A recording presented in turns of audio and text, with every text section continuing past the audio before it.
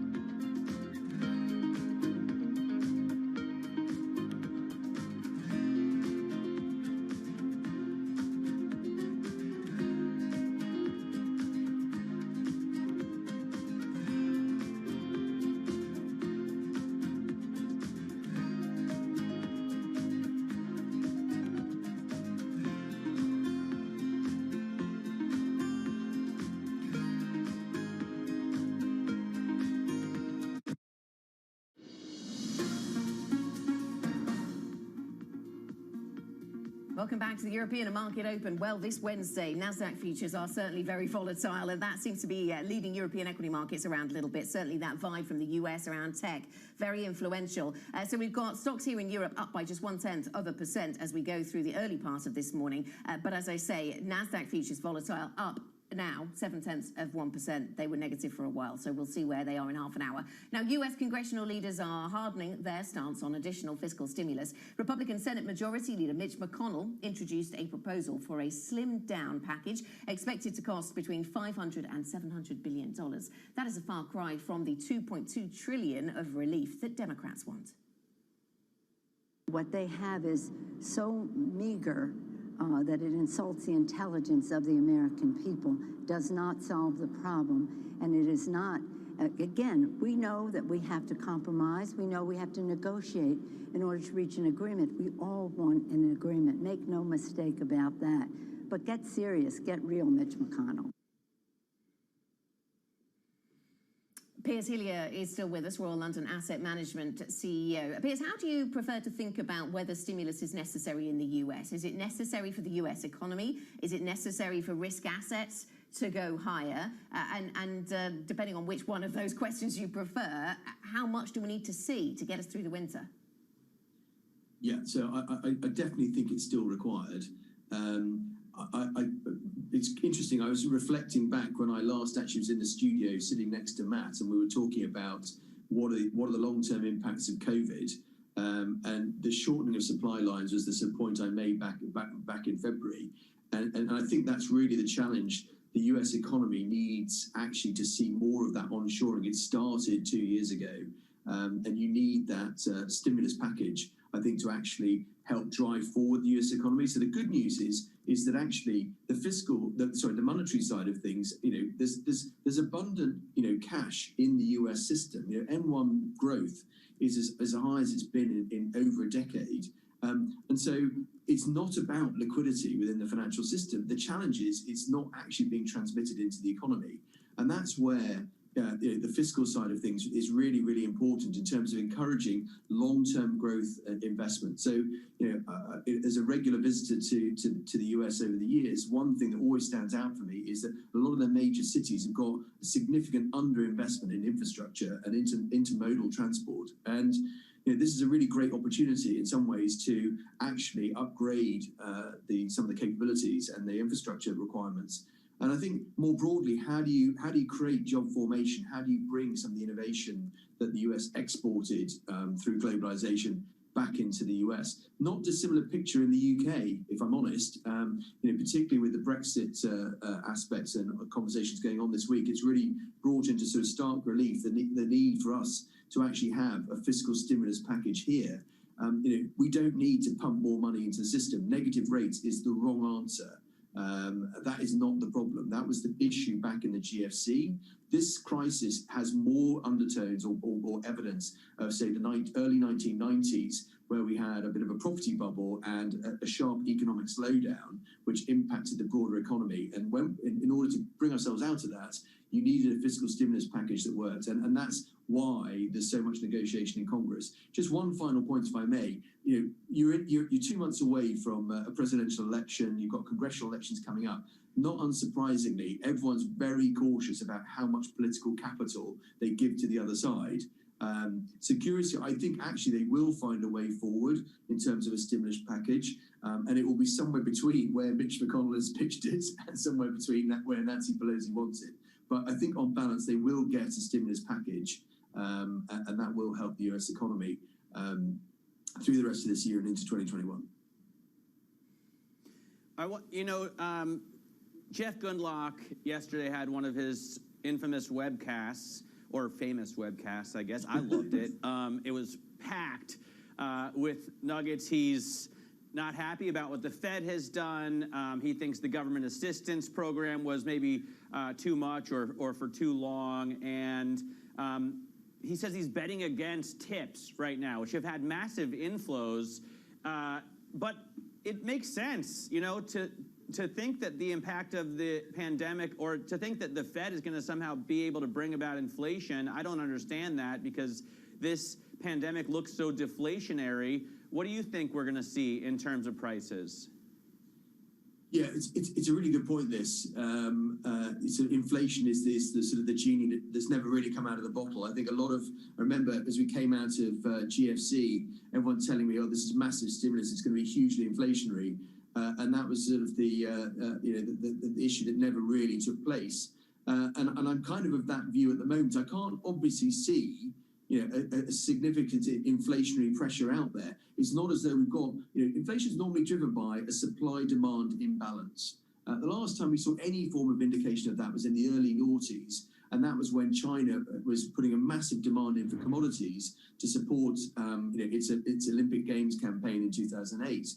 And that ran out of juice pretty quickly in 2007. We all know what happened to the oil price, going up to $150, and has fallen obviously dramatically pretty much from top left to bottom right since. So to me, is there a supply-demand imbalance? So I don't see that at the moment. One of the things we talked about, coming back to the earlier points about globalization. Good morning, ladies and gentlemen. I'm placing an order to sell short euro at 117,750.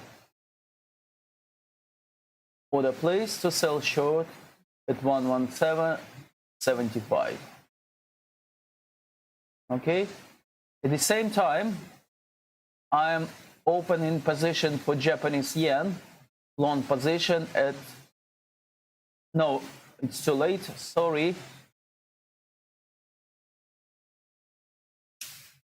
It's too late. I wanted to place a long on Japanese yen. Let's wait what's going to happen later with Japanese yen. But with euro, order still on. Let's see what's happened. Invest. That's the kind of the carrot that the bond market is providing to governments. Piers, thank you very much for joining us. Piers Hillier, Royal London Asset Management Pleasure. CEO. And Piers will be continuing his conversation with us here at Bloomberg. And Matt and I move over to radio at 9 a.m. UK time. You'll find us and Piers there this morning. Coming up here on the European Market Open, though, energizing the electric vehicle market. We've talked about Tesla. What about Nikola? It secures a $2 billion deal with General Motors. Our interview with the startup's chairman and founder. That's next. This is Bloomberg.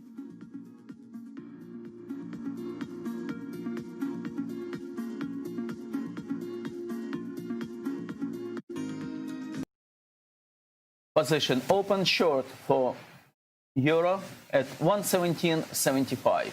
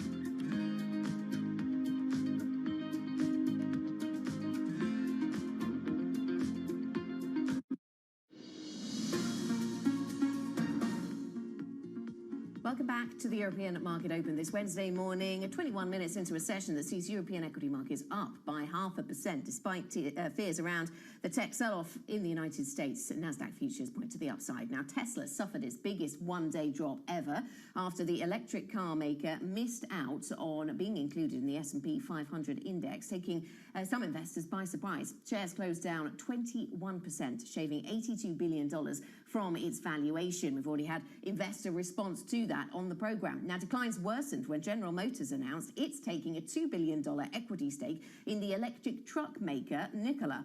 The no-cash deal broadens GM's bet on alternative energy vehicles while providing Nikola with a much-needed dose of credibility. The startup's founder, Trevor Milton, spoke to Bloomberg. It's actually a great, really good deal for both parties. Probably the most important thing about this is that, one, we're able to get an OEM with some of the best supply chain in the world that can instantly build our Nikola Badger with a factory that already exists. The hard part for that is it takes billions to build a factory, and it takes decades to learn the supply chains the right way. The second thing that they bring to us really is the ability to leverage their batteries and their other parts bin. So that would be like their parts supply. The batteries alone are going to save Nikola over $4 billion over the life of this agreement with us. So in even just from the batteries alone, we've already doubled our what we exchanged in-kind services. We gave up about $2 billion worth of stock. We gained over $1 billion in savings on the batteries alone. Their battery costs are 30% less than ours. So it's a huge advantage there, along with the access of everything else. I mean, imagine just having one of the best teams in the world to manufacture your truck for you. Yeah. Honestly, just couldn't wish for anything better. So Trevor, obviously a lot of comparisons are drawn between your company and Tesla, obviously because of the name and obviously because you're both in the electric vehicle industry. But your approach here to manufacturing is obviously a lot different than the approach Tesla took. And of course, you also have, I guess, these sort of ancillary businesses with regards to hydrogen and else. How does the partnership specifically with regard to GM, is that going to allow you, I guess, to sidestep maybe some of the challenges and pitfalls that Tesla went through in trying to sort of ramp up its own production of its various vehicles? Yeah, right or wrong, we just took a totally different approach than Tesla did. I mean, Tesla had access to an immense amount of capital. They've spent tens of billions of dollars, so they could kind of do things on their own. We knew going into this when we started that there was no way to raise that kind of capital immediately. It was really important for us to be able to build these relationships. So people like Iveco in Europe for our big semi-trucks, we really focus on the big semi-trucks. That's where our company came from. And we've got over 10 billion in pre-orders for those trucks that are waiting to be built. Margins are huge, they're really good. But the problem was we knew we couldn't do it alone. So we partnered with Iveco to do it. And then here for the Badger, we did the same thing with GM. And what this allows us to do is save billions on the factory. It allows us to get to market fast, enter a supply chain that already exists. And for the Badger, it allows us to be competitive against the biggest, everybody in the world. We're going to have a truck out in a year and a half in production. That's incredible. So with regards to actual sales or potential sales down the road once this is out there, what types of volumes are you hoping to sort of reach in the short term, say within the first year or so of production? Yeah, I think we have to be careful not to run too fast, right? We've seen this with, and I use Tesla kind of as a good understanding because they've been through a lot of problems and they've learned from them. When the Model Y came out, there was a tremendous amount of problems with paint and having issues coming off the factory line. We can go build as many trucks as we want. The problem is, can you service them? Can you warranty them? Can you make your customers happy? Mm-hmm. We're not looking to build 500,000 trucks a year. We just don't want to do that. We want to focus on a small quantity that is very profitable and make it an item that just everyone wants, and there might not be enough supply of it, right? We're not trying to build 500,000 a year. How about sales and servicing? Is that going to be owned by Nikola, or is that something driven by GM? Yeah, directly through Nikola. That's one of the things we learned. When we sat down with GM, we said, look, the world's changing, and we don't think the existing way of doing things is the right way. It's probably a blend. So Tesla does everything themselves. We don't do everything. We just do some of it. And so we think that direct-to-consumer for the sales definitely is important for us, and we have that right. We're the ones in charge of that. Also, we're probably going to partner with someone on warranty. That may be GM, it may be someone else, but we're going to partner with someone on warranty because we want a nationwide infrastructure immediately. What about states, though, like Texas, where you can't do direct-to-consumer in that way, but that's a big truck market? It is, but there's a lot of ways. There's a lot of ways to handle that. They've already figured that out with, Tesla's figured a lot of those out. Some of them are distributed outside, brought in. There's a lot of ways. We believe that Texas and these other states are going to ultimately allow you to, if you're doing service with them, we believe they're going to allow you to work with them. So it's just a little bit of legislation, and in the next year and a half, we'll have those pretty much all figured out. That was Trevor Milton, the founder of Nikola, speaking with Bloomberg.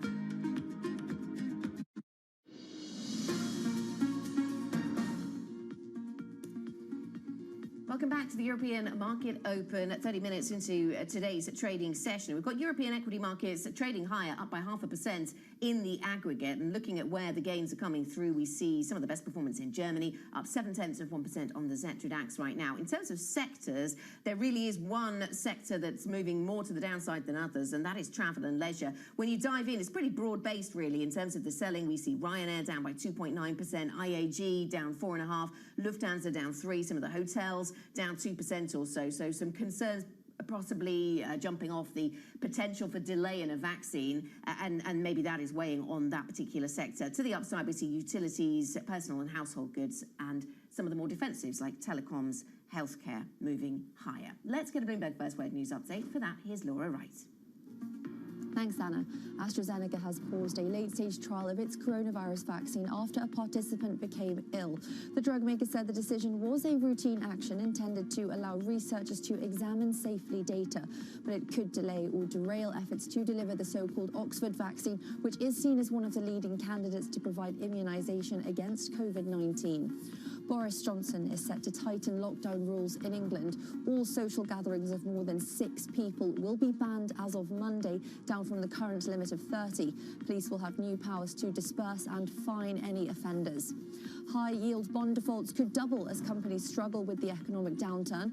That's according to DoubleLine Capital CEO Jeffrey Gundlach. He criticised the Fed's emergency actions, accusing them of buoying asset prices and spurring unsustainable corporate borrowing binges, and warned it would be foolhardy to think the economic shock could be a healer by a one-shot deal from the Treasury. Deutsche Bank says the best run for stocks and bonds in 160 years is coming to an end. The bank's research team cites big shifts in the political economy, from worsening social equality to a reversal in globalization, heralding what they call a new age of disorder. Combined equity and debt prices across 15 developed markets hit their highest level since at least the 1860s this year. Global news 24 hours a day on air and at Bloomberg Quick Take, powered by more than 2,700 journalists and analysts in more than 120 countries. This is Bloomberg. Anna, Matt. Laura, thanks very much. Laura right there in London with your First Word News. Now, Netflix has more than 190 million subscribers, but where does the company go next as the streaming wars heat up and the pandemic disrupts production? The co-founder and co-CEO, Reed Hastings, spoke with Bloomberg about those issues, as well as the company's unusual leadership setup. It's really dependent on the two people. It is an unusual situation. But if you think of every family, they're generally two CEOs running the family, and you just have to be really close. And Ted and I, again, have been together for more than 20 years. And with the two of us, I'm totally confident it'll work great. The pandemic, in many ways, has played right into Netflix's hands. You're in a perfect position for this moment. That said, production has come to a halt. Projects are backing up. I'm not complaining, but it's getting a little harder to find something new to watch every night. How do you think the entertainment industry looks different when it emerges from this? Well, it's definitely a challenge from the lack of production, particularly in the U.S. In Europe, we're able to go back to production, and in much of Asia. But in the U.S., it's still quite slow and challenging. And that's going to have an effect more next year than this year, not only for us, but for our competitors also. But everyone's figuring out how to make it work, just like if there's a writer's strike or other things that have happened over the last 50 years. And so in the long term, I think COVID is just a little blip and a historical footnote, kind of like the 1918 pandemic that we read about today.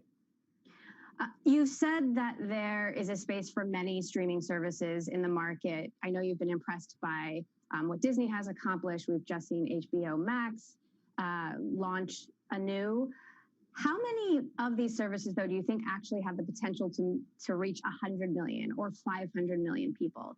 And will there be consolidation, and who's left standing? There's a huge difference between Disney Plus, which is over 60 million subscribers in the first year, and HBO Max, which is 3 or 4 million. So one of those is like really incredible. I would not have guessed you could get to 60 plus million in the first year. But, we'll see depending on what the quality of the services are. I do think over time there'll be additional consolidation like Fox Disney, which has proven to be great for Disney. But there'll be probably some more of that because consumers want, fewer brands, that give a wide range of entertainment rather than too many. So how many years of growth are left before Netflix has to think about something new? And what might that be? I mean, would you be open to a big acquisition, video games, social media? We always try to keep an open mind. My first company, we acquired a lot of companies, and so we've kind of been through that, not, afraid of it. It's got some good and bad properties, but mostly we want to make our service better. And there's, at least 5, 10, 15, 20 years of growth, really focused on making our service better and better. And we've always added new types of programming, for example, starting in series and then expanding into film and nonfiction and now animation. So we'll just continue to expand in what we offer in the service. That was the Netflix co-founder and co-CEO Reed Hastings. And you'll hear more from the man behind Netflix today at 9 p.m. in New York, 7 p.m. tomorrow in Hong Kong and London. He joins Carlyle co-founder David Rubenstein in the latest episode of The David Rubenstein Show, peer-to-peer conversations. That could be really interesting. Now, the pandemic is plunging the world economy into recession, forcing central banks and governments to race to the rescue. Stimulus plans totaling trillions of dollars across major economies have been crafted to prop up businesses and support the swelling ranks of unemployed workers. But there are concerns a cohort of zombie companies could be created. Joining us now with his perspective, Bernd Spalt, the CEO of Erste Group. Good morning to you, Bernd. Lots to discuss then in terms of the European banking scene. I wonder if you could give us your thoughts, though, on whether we are creating zombie companies when you look at the companies that you've lent to or the sector has lent to during these tough times. Is this a concern for you? Well, I do think that first, if we look into our region, which has entered the crisis from a position of strength, with strong government and with strong also public households. So all of these countries have been able to help and give liquidity support in this time. Now, clearly, as the economy is falling throughout the world, if you pour in liquidity slash leverage, clearly at some stage, solvency ratios will hit rock bottom. So I think what has been done so far was a good response to the crisis, a firm and rigid response to the crisis, but it's really now about taking the next steps. How can we strengthen corporate balance sheets who are now under pressure because of falling turnovers, because of falling profitability, and in a context where we see in our region economies already picking up again, sort of demand building up. I think now it's vitally important that we also create a capital market situation where companies get access to equity financing. Have you seen then, and I mean, your biggest markets, Bernd, are in Central and Eastern Europe. Have you seen an acceleration of bankruptcies in those markets, or do you expect us to see that in the last quarter of this year? We have not seen any kind of increases in insolvency rates. We have not seen yet any kind of increases of delinquencies. And this is clear for two reasons. One, the governments implemented very quickly a moratoria for both private as well as for corporate segments. So people who chose not to repay could sort of pause with the installment repayments. So liquidity was eased, was softened, and also the government guaranteed loans which were provided bridged a situation where the economy was put to a halt. Now, do I expect insolvencies to rise this year? I don't think significantly, but I do think as all of these developments will have a lagging impact on corporate balance sheets, we will see probably next year as the year where we will see insolvencies rise, where we'll also see probably unemployment becoming more permanent. But still, I think... do you think, though, that loan loss provisions at the bank have peaked, Bernd? Do you think loan loss provisions have peaked? I think you thought so in the second quarter. Yes, I do think that what we have done is we did everything we could to build provisions for the increase in insolvencies, which we expect in 2021. So we intended and we did front load as much provisions as we could so as not to kick the can down the road. You know, you've said in the past that you think, I believe you said you think government should be investing not only in company debt, but also in equity, which makes sense and is something that we haven't really seen governments really get closer to. What do you think banks like Erste can do in that sense? I think playing a very important role in a context where equity needs to be brokered to companies whose balance sheet needs to be strengthened. I think government's role is not only in participating in equity contributions, but much rather in creating an environment where it's attractive to invest into companies. So creating a tax situation which is more attractive for investors, and creating a situation where also retail investors find it more easily to invest. So I think this is something where the whole capital market environment needs to be strengthened, where capital market financing needs to be at a level playing field with bank debt financing. And so far, can the I ask banks, you about dividends, Bernd? Obviously, the EC. I'm placing a stop on profit for euro at 117.73. Stop on profit at 117.73. From the ECB, and what does it mean for the ban in the future? Do you think the ECB should now lift the ban? We have postponed our annual General Assembly, which was planned to be for May, before ECB has come up with any kind of recommendation. And with that decision, we also postponed our decision on our proposal to pay a dividend, because we said at the beginning of the year when the crisis broke out that as long as there's little visibility on how the recovery out of this crisis will work, is not the proper time to pay a dividend. And we have said at that time, we want to take that decision in the fourth quarter of this year, at a time when we believed that there would be more visibility of the recovery shape. We think now we do have a lot more visibility now.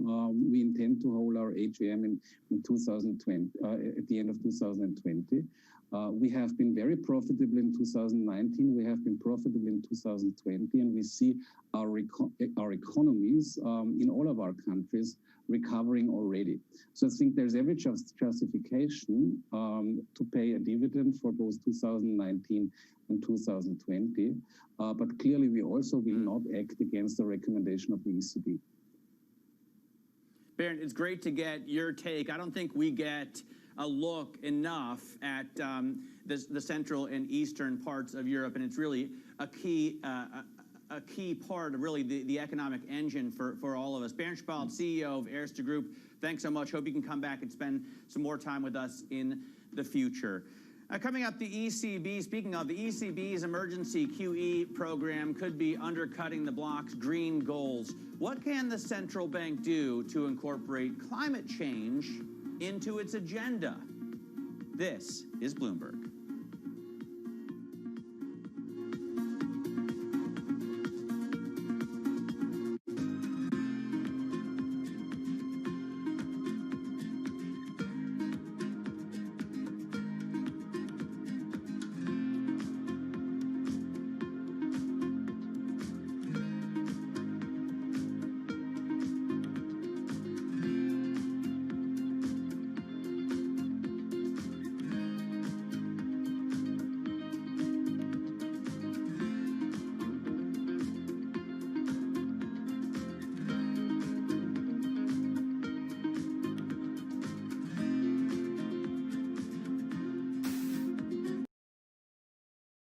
I close position on euro at 117.73. I have a profit £200.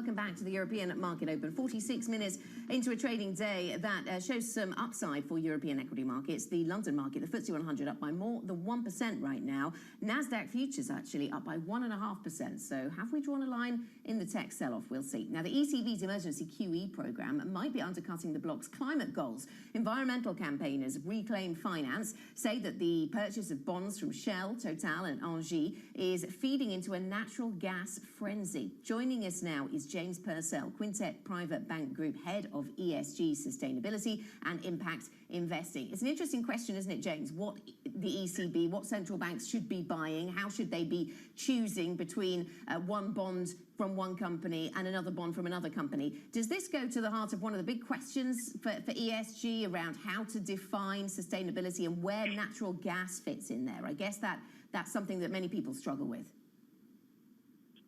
So I think what we're dealing with here is what is the mandate of the ECB? And the mandate of the ECB, of course, is to maintain market neutrality and to ensure that a functioning financial system. I don't actually believe they should be tilting their purchases towards green assets. If you think about green bonds, economically, they hold the same credit risk as their conventional counterparts, and it wouldn't be a great thing to do to actually distort that market. What are you seeing in terms of private investment then to try and help the ESG cause? I mean, how much has this trend grown? I think it's fair to say that the trend has really exploded in recent years. And it's a reflection, of course, of the world outside our window, whether it's consumer trends and what people are purchasing, or, of course, some of the climate protests and so forth. I think the big change, though, really here is about it moving from being that 10 to 15% of the private clients who were true believers, and now we're really engaging the mass middle, as it were. Call it another 70% or so of the population. And they're very keen, of course, to invest sustainably if the rationale is robust, if the thematic is engaging, and, of course, most importantly, if the returns are attractive. That's interesting. So moving away from sort of preaching to the converted, but to the others as well. James, let me ask you about the possibility of political change in the United States later on, well, in November, in a couple of months' time. What will that bring, do you think, for the ESG community? This is a complete game changer, potentially, depending on how the election falls out. If you look at what the Trump administration has done, it's rolled back around 100 pieces of environmental regulation since it came into power. And fairly straightforward, if you see another 4 years of Trump, you will see further deregulation. That, of course, will increase short-term profits for many companies, but potentially actually increase some of the governance risk as well. The counterpoint, I think, is really around who benefits from a Trump victory most of all. Is probably more the marginal producers in carbon-intensive industries rather than the mega caps. You take one of the recent examples when he was repealing legislation around methane leakage. You actually had the majors coming out against that, even though it would have been profit positive for them. And that's a big sea change in how companies are interacting with the administration. You say that Germany could be kind of the Silicon Valley of green technology. Why is that, James? So when we think about how the green wave is developing, it's really about technology, it's really about enablement. And if we look across Europe, we really have to turn our focus to the Mittelstand. It's been a region that has reinvented itself many times over multiple decades and really does hold a dominant force in engineering topics. So while spiritually the green momentum is probably being led out of France, I think the solution providers really are Germany. We've got to remember, of course, that Europe in general missed the last big wave, which of course was the tech wave. This could actually be Europe's opportunity to get on the next wave.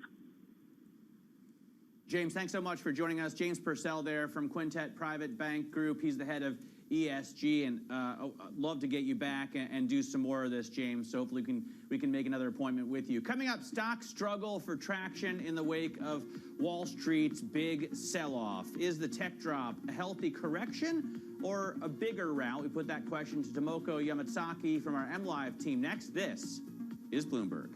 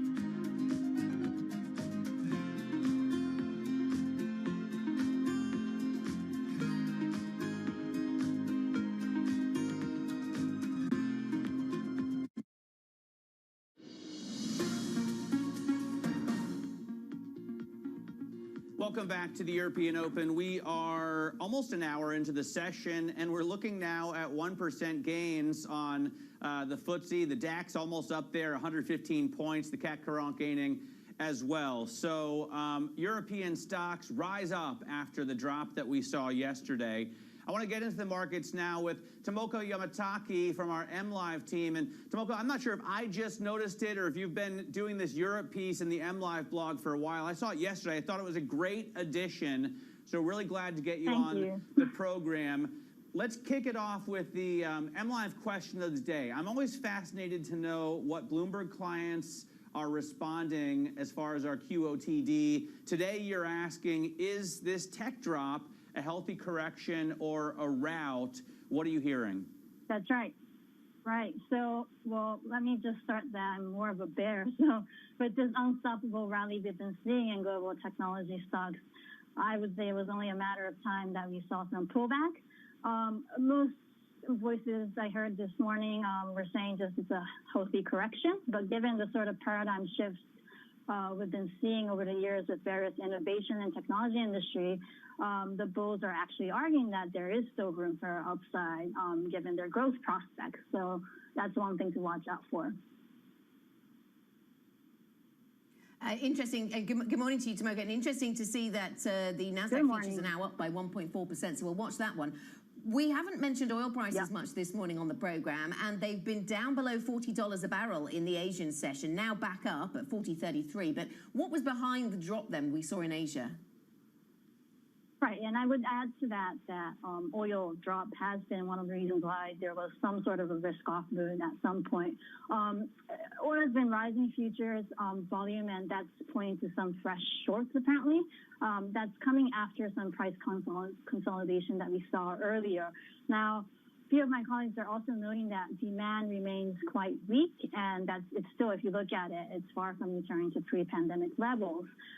Another thing to note in terms of general risk-off is the whole hard exit scenario in the UK. It's way underpriced in markets. And my colleague was noting that if it was, the pound would be sub 120. So it's worth noting that.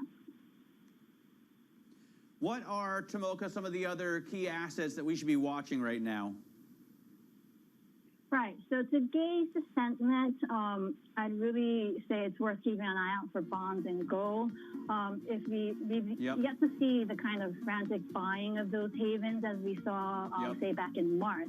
And if you do start to see them, I'm going to have to wrap you there, Tomoko. Thanks so much for joining us, Tomoko Yamataki.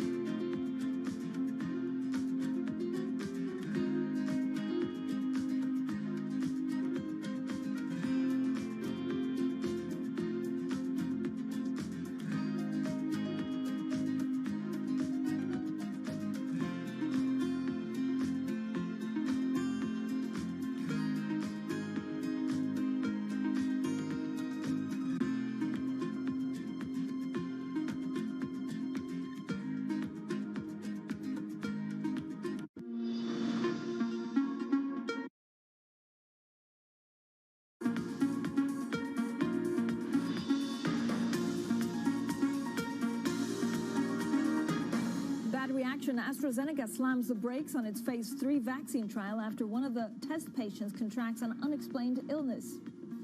Tech tantrum, Apple drops 7%. Tesla slumps by a record 21% in Tuesday's session. The Nasdaq enters correction territory. And England prepares to reimpose coronavirus restrictions on the public, banning gatherings of more than 6 people.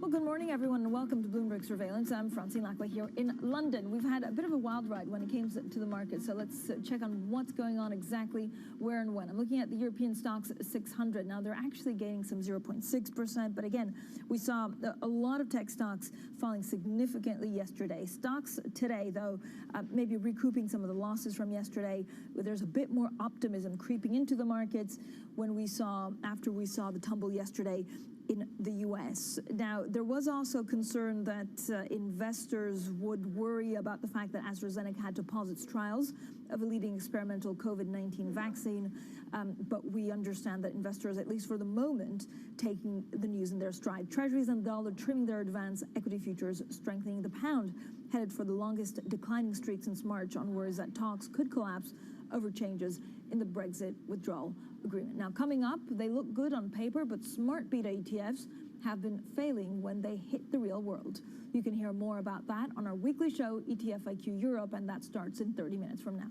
Now let's get straight to the Bloomberg. First for news here in London is Leanne Garrett. Hi, Leanne.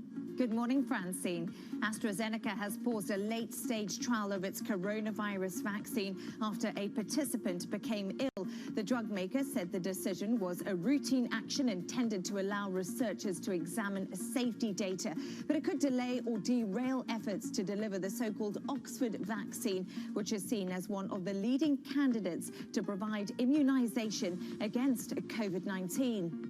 Now, Boris Johnson is set to tighten lockdown rules here in England. All social gatherings of more than 6 people will be banned as of Monday, down from the current limit of 30. Police will have new powers to disperse and fine any offenders.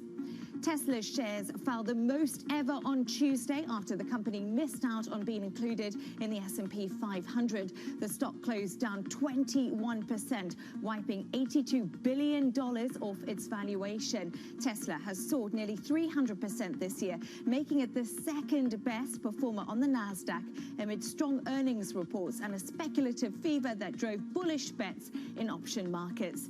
And another Spanish bank is considering M&A activity. Sources say Banco Sabadell has been exploring strategic options in recent months, including a sale or merger, asset disposals, or buying a smaller competitor. The aim is to cut costs and reduce exposure to small and medium-sized business loans. It comes days after rivals Caixa and Bankia said they were exploring a tie-up.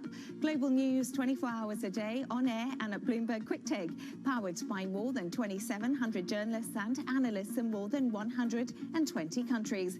I'm Leanne Gerrans. This is Bloomberg. Francine. Leanne, thank you so much. Now to our top market story, and the sell-off in U.S. tech shares is picking up steam. Investors fled the high flyers yesterday for the third consecutive session. Tesla lost more than $82 billion from its market cap. Adding to the turn in sentiment was that AstraZeneca's vaccine trial had been halted. Well, joining us now for more is Laura Cooper from our MLive team. Laura, great to have you on surveillance. When you look at the sell-off that we saw yesterday, was there a trigger or was it just an overdue correction? Well, I think the fact that we are seeing NASDAQ futures being bid this morning does suggest that it was this case of profit taking after an exceptional rally. And so I think really, it's likely to be the case that we're going to see this buy the dip activity because, yes, we did see some skimming of froth off of these valuations. And overall, the underlying fundamentals for the broader tech sector remain in place. So they are still flush with cash. They are still secular growers. They're turning out profits. And so I think really it's too soon at this stage to declare this a catalyst of a prolonged correction, given the kind of the monetary backdrop as well remains in place. Laura, what are you looking for today? I know that there was a lot of talk last week, certainly about a NASDAQ whale. Where do you see the faulting lines next? Well, I think what's interesting is actually we are beginning to see signs of reprieve on that front. So when we look at, for example, the volatility gauge of the NASDAQ 100, it actually slipped for the past 2 sessions, and that's in contrast to the decline that we've seen in stocks. So typically we would expect those to move in diverging patterns, as a sell-off would typically portend greater volatility. But what we're actually seeing is that the fact that the volatility is coming off does point to the options frenzy beginning to abate, and that's largely what drove that feedback loop. And then option traders are likely betting that the downside is limited. So I think that's really crucial to watch, but certainly that does point to an early indication that the sell-off that we've seen over the past 3 days is likely coming to an end. Laura, thanks so much. Laura Cooper there from our MLive team. Now joining us this morning is Paris Anand. He's Chief Investment Officer for Asia Pacific at Fidelity International. Paris, as always, thank you for joining us. How do you look at the sell-off that we saw yesterday? What was a catalyst, and what does it mean for where you want to put your money in from now until the end of the year? Yeah, so hi Francine, good morning. So look, I think that, you know, the correction that we've seen in the market, and especially with those tech stocks, I think is something that we've, you know, been expecting for a while, because, you know, these have been a part of the market that I think have been driven almost largely by momentum. And you know, and I think there's many things that as sort of more kind of fundamental based investors that we can point to that suggest that there has been this gap, you know, continuing to emerge between the sort of the fundamental value of the business and where the shares are traded. And you know, I think it's probably too early to say, well, this is a kind of a great, you know, dip buying opportunity, because I do feel that we've seen quite a lot of, you know, non-fundamental actors in the market, be that, you know, you referenced the sort of, you know, NASDAQ whale, be that sort of passive strategies, be that, you know, kind of retail investors. And, you know, once I think some of these momentum phases turn, then I think that those corrections can go on for a period. Despite the broader sell-off, Paris, I mean, there seems to be a powerful force of resistance, certainly when it comes to, you know, certain assets from you know, the NASDAQ to gold to oil, but also even Tesla. I think on the year, it's still gaining some 300%, despite what we saw in the last 5 days. How difficult is it to read what kind of volatility we'll get into the U.S. elections? So look, I think it's reasonable, Francine, to expect that what we should see between sort of now and as we go through to the end of the year and potentially beyond is more of a kind of a phase of consolidation in markets. So the way I look at this is that, you know, the big story of the last few months has been the extent to which we experienced a liquidity crunch in sort of March of this year, and the extent to which that liquidity crunch has been dealt with. But it's arguably way too early for us to really understand the impact on corporate sector, sustainable earnings, to look at sort of, you know, company solvency. And so we anticipate that as we go through the latter part of this year, there'll be a lot of kind of countervailing forces. You know, there'll still be, you know, provision of kind of liquidity. There'll be signs of different parts of the global economy recovering. But by the same token, I still think, you know, we are yet to sort of see the impact of an extended period of depressed consumer demand, how that then impacts on companies with respect to their kind of working capital and balance sheets. And so I think that it's reasonable to expect a kind of a period of sort of consolidation from here. So I wouldn't be either particularly positive that we're about to enter a kind of a new bull phase, nor do I think that we're going to have a meaningful correction from this point. But that hence is why I think you need to go to a much sort of deeper within the market in order to sort of find out where the sources of returns are. Paris, what's your take on Chinese tech firms? So added to, you know, the tech rout that we saw in the last couple of sessions, we also have this U.S.-China trade war where President Trump really ratcheted up some of the aggression towards them. Yeah, so look, I think I think there are a number of very interesting, distinct characteristics between what we see in terms of the Asian and Chinese tech sector in particular, and what we're seeing in the US. And of course, there's been some of the same positive momentum that we've seen in the US has also been experienced in China. But this is an area of the market where we continue to see, first of all, the fundamentals very strong in China. China has been that part of the global economy that was sort of first in, first out with respect to the pandemic. And so the performance that we're seeing more sort of fundamentally within the businesses continues to do well.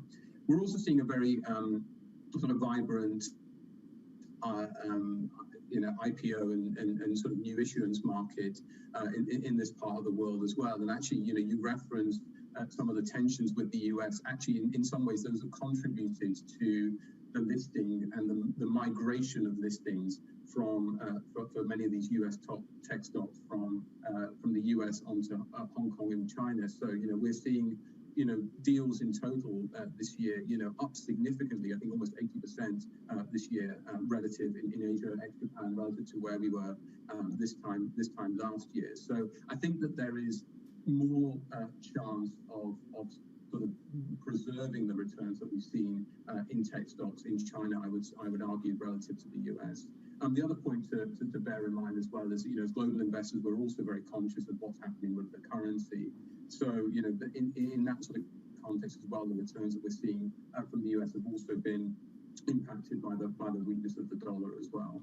And there again, we see that as being a continued sort of headwinds for returns from the US, but the opposite when we look at other parts of the world and Asia in particular. Paris, thanks so much. Paris Anand there from Fidelity International stays with us. Now, in the meantime, this is what we're looking on European markets. They actually have a lift today after the sell-off that we saw yesterday. European stocks gaining some 0.9%. You can see the FTSE 1%. We'll have plenty more on the markets, and we'll get back to Paris Anand. This is Bloomberg.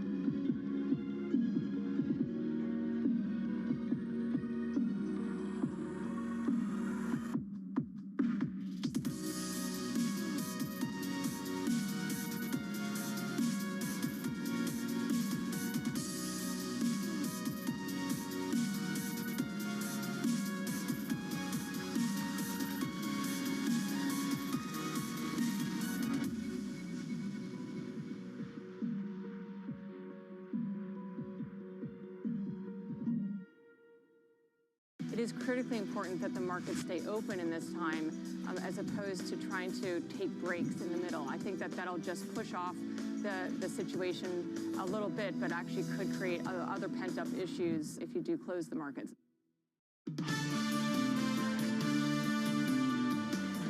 This is nothing. Listen, this is healthy. Obviously, the correction is concentrated in a few stocks. Those few stocks happen to have accounted for more than 100% of the gains of the S&P so far this year. You're going to have these pullbacks, especially even on some, white knuckle headline risk numbers. But ultimately, to me, as we drive through fundamentals in the next few quarters, for the path for tech is still higher. We still think large cap tech leadership, or what we will call selective cyclicality, is sort of the way to be positioned.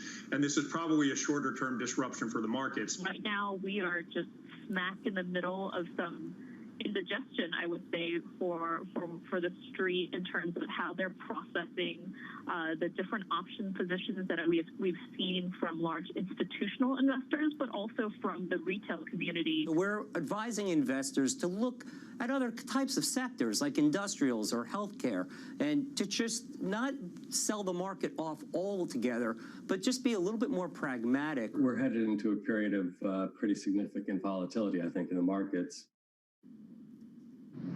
Some Bloomberg guests are talking about the U.S. stock route and how to trade it. Well, still with us is Paris Hanand from Fidelity International. In Paris, we talked a bit about the tech route and some of the things that you see going forward. How worried are you about this lower for longer environment for interest rates and what that means when they start normalizing? So, well, I mean, obviously, it's a big call to think about, the point at which rates start normalizing. But look, I think that when we sort of look at markets, we look at sort of markets globally going into sort of the second half of this year and beyond. There are a couple of areas which look particularly interesting to us. I mean, I guess one, and it may be like an obvious one, really, is Asia.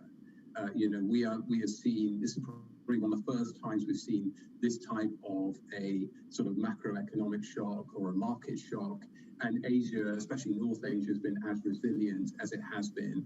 And so this is a kind of a part of the world where we're seeing economic activity resuming to pre-COVID levels, but also things that have been substantive headwinds like the US dollar and the oil price easing over the course of the last sort of few months.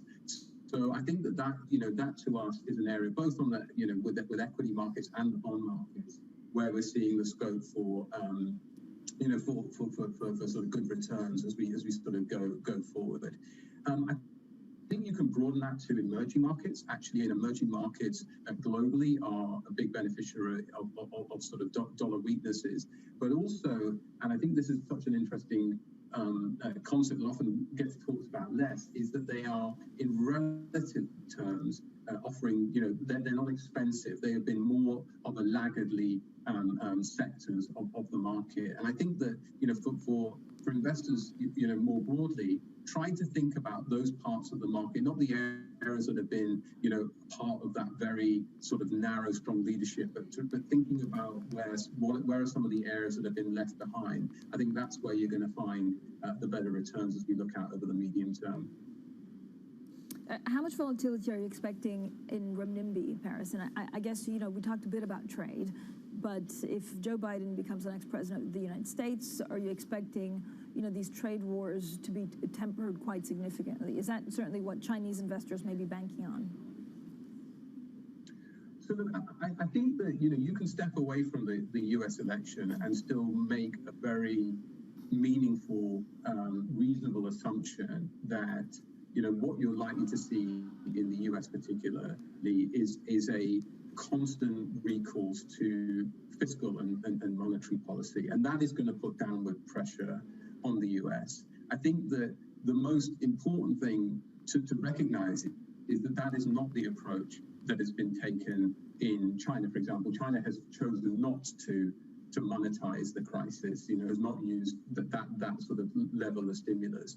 So I think that what that means for not just, the renminbi, but I think for Asian currencies in general, is that if you take that sort of those fundamental factors, but you also bring in valuation, that the outlook for Asian currencies and renminbi, I think, looks strong as we go forward. Paris, thank you so much for joining us today. He is Paris Hanand. He's the Chief Investment Officer for Asia Pacific at Fidelity International. Now, coming up, Astra puts the brakes on its vaccine trial. Researchers are reviewing safety data after a participant became ill. More on that story next. This is Bloomberg.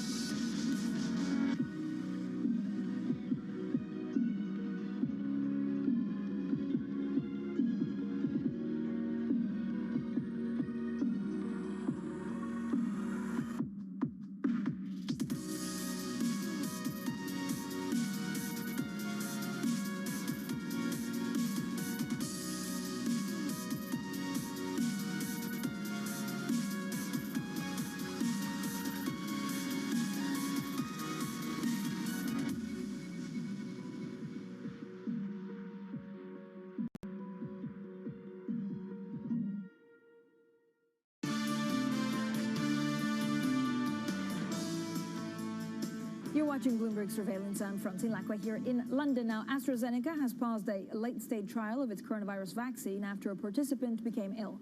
The drug maker said the decision was a routine action intended to allow researchers to examine safety data, but it could also delay or derail even efforts to deliver the so-called Oxford vaccine, which is seen as one of the leading candidates to provide immunization against COVID-19. Well, joining us now with the very latest is Sam Fazeli, who leads our pharma coverage for Bloomberg Intelligence. Sam, great to speak to you.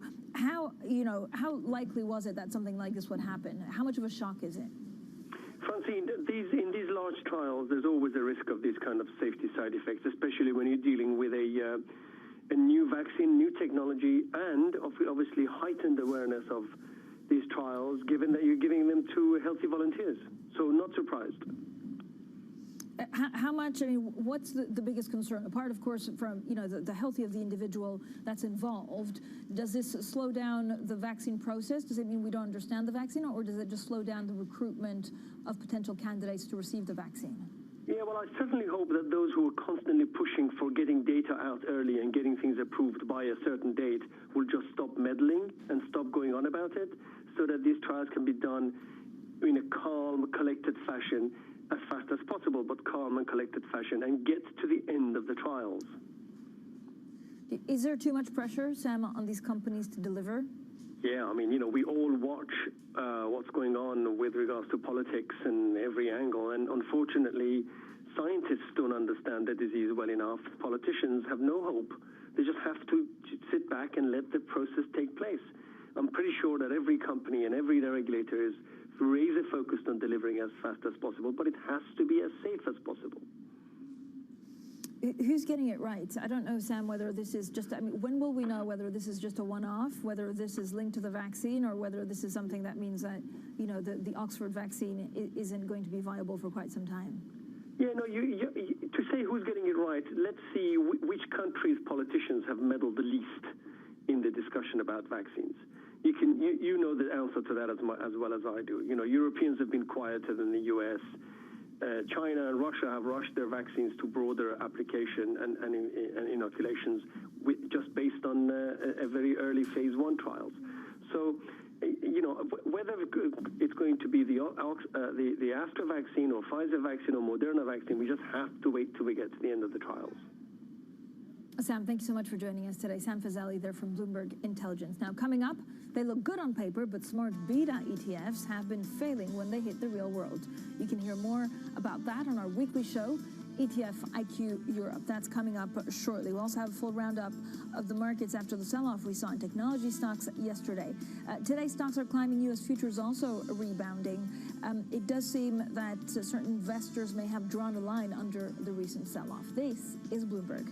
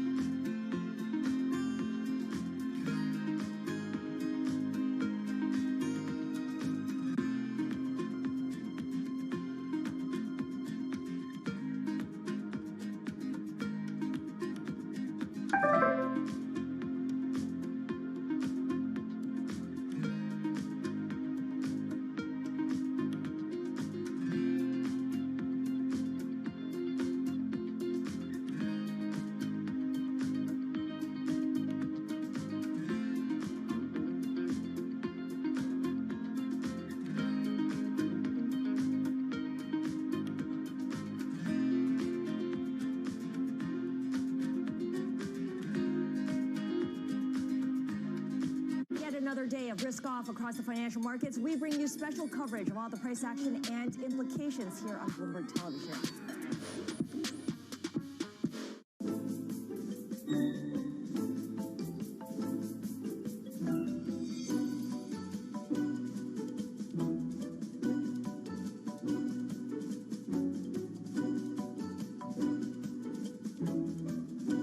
I was actually poor. No foreplay?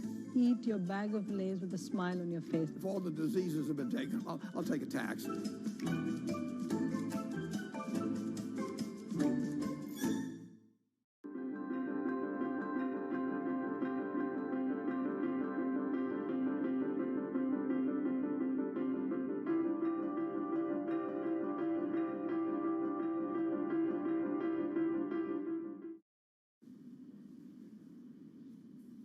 Welcome to Bloomberg ETF IQ Europe. I'm Francine Lacquen. Over the next 30 minutes, we'll be your guide to the region's thriving market in exchange-traded funds. Everything you need to know about the funds and the flows.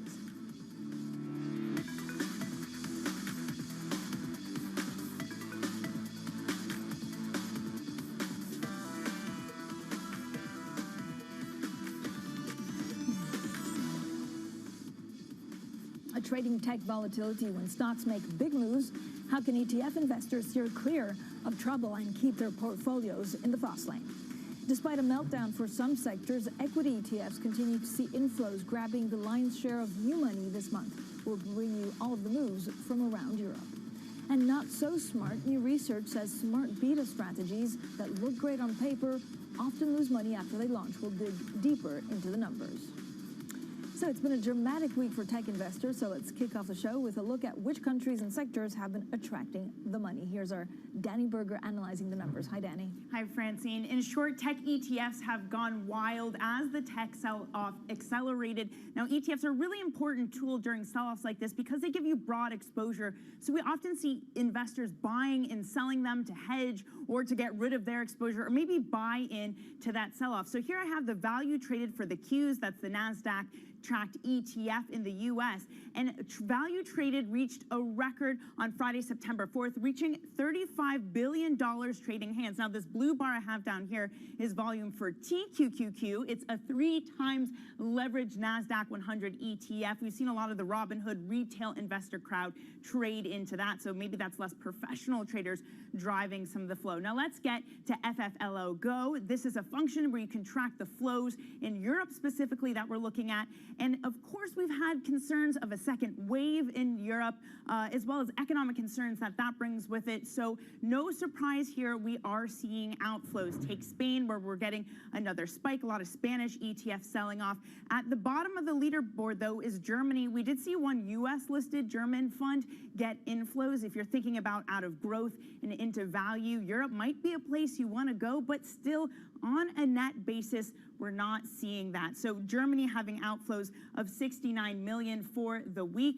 Then you look at the UK, that's another important area as well with Brexit concerns re-emerging. UK seeing $28 million vanishing from ETFs that track that region. Now, a lot of that is in gilt ETFs. We've seen 2-year gilt yields continue to plunge to new lows. So if you're looking for yield, the UK is not where you want to be. Of course, the falling pound has benefited the FTSE 100, but we're not seeing that in ETF flows. ETF investors taking their money out of equity funds that track UK stocks. Francine? Danny, thanks so much. Danny Berger there with some of the big moves. Now let's discuss the growth of Europe's $1 trillion ETF market. Despite the tech sell-off, equity ETFs have grabbed the lion's share of inflows this month with almost 60% of net new money. Now, the rest has been split almost equally between commodity products and fixed income ETFs. Joining us now is Peter Thompson. He's head of European ETFs at Goldman Sachs Asset Management. Peter, I haven't spoken to you in a while, actually, and at the time, pre-COVID, almost pre-COVID, we were talking about,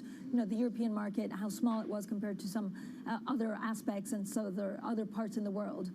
How has COVID, if at all, catalyzed some of the ETFs here in Europe?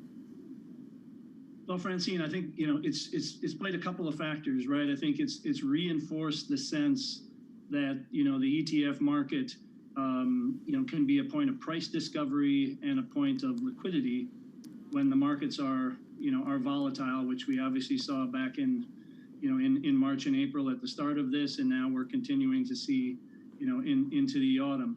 So I think it's really, reinforcing that movement towards this kind of fund structure that is liquid and tradable and transparent, and whether it's corporate bonds or tech, or we'll talk about smart beta. It's really reinforcing the sense that these things do what they say on the tin and that they work well in volatile markets. So, Peter, the more volatile the markets, the more interest there is in certain ETF products. Does it, how quickly can you actually make some of these products? How quickly can you make them? It takes multiple months to launch a fund, Francine, right? It's getting faster, right, as the regulators get more more familiar with them. But I think it's just the flows are moving so quickly now, right? When you've seen what's happened in tech the last couple of days, obviously your part about the volume in the queues and some of those products, is just exploding. But the fund structure is working, the liquidity is working, the secondary market is working, the exchange role is working. So it's really reinforcing this sense that it's a great tool, when markets are volatile. How much are you expecting the European ETF industry to actually grow in the next 12 months? Well, we're up about 65 billion on the year, so that's roughly in line with with last year. So where that goes, I think it's double-digit growth. It has been for many years. We expect that to continue. And then it's kind of I think the trends in the market segments and countries here in Europe, Francine, that we're seeing, whether it's retail usage, which is definitely growing as they're getting more popular in those intermediated channels, or bigger institutions getting into areas like ESG. So double-digit growth in the teens, well within reach. So we'll talk about ESGs a little bit later, Peter, but how much of demand is there for either Chinese-linked ETFs or even like fixed income ETFs? Yeah, well, I think in the spring, March and April in particular, in the corporate space, there was this huge demand, right? And then the U.S. The U.S. move by the Fed to buy credit through the ETF market, I think, was another kind of credentializer for the products. So we're seeing that continue, and then it's just what mood the market is in, right, in terms of risk on, risk off. But I think that credit market in the spring was a real signal for us of how strong these products are and how well they work in terms of price discovery and liquidity. Peter, thanks so much. Peter Thompson there from Goldman Sachs Asset Management stays with us. Now, coming up, when smart is not so smart. A new study says hundreds of smart beta strategies look great on paper, but actually lose money after they launch. We'll discuss that next. This is Bloomberg.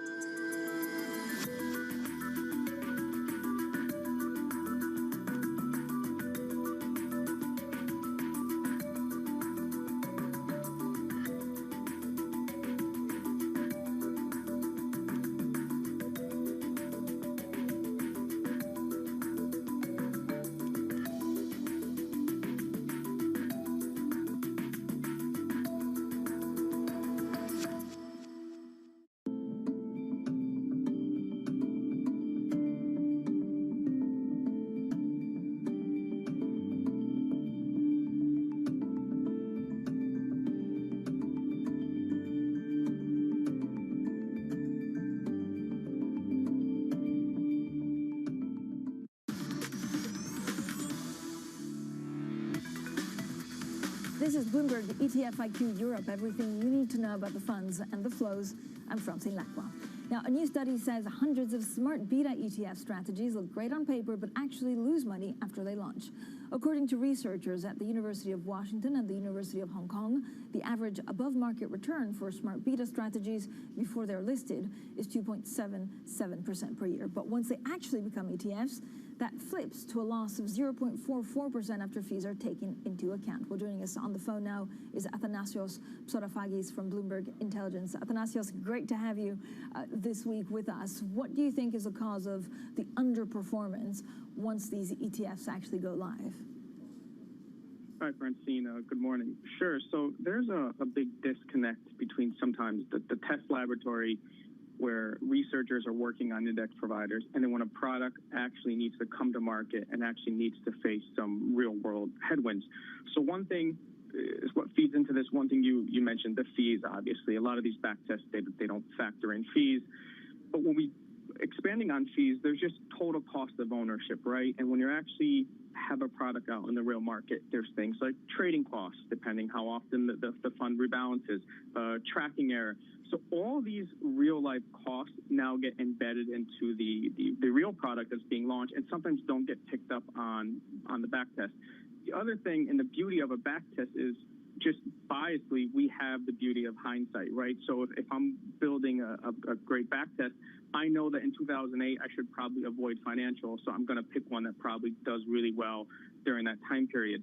And I think this plays onto a bigger notion, just as investors, we have much better access to data than we ever did, right? So even someone at home is able to get data now and build their own back test. So I think that just the expansion of it, just having data easily accessible, has probably made the efficacy of these products a little bit less strong as they're being launched recently compared to when you're running these back tests historically. But I think that it's sort of surprising, but it's not. It's just, most products that launch are going to be launched off a back test that just looks really good. It's just easier to sell that type of product. But I think that, these sponsors are now seeing the reality of when you bring a product to market, there's different headwinds that necessarily aren't being picked up in a back test.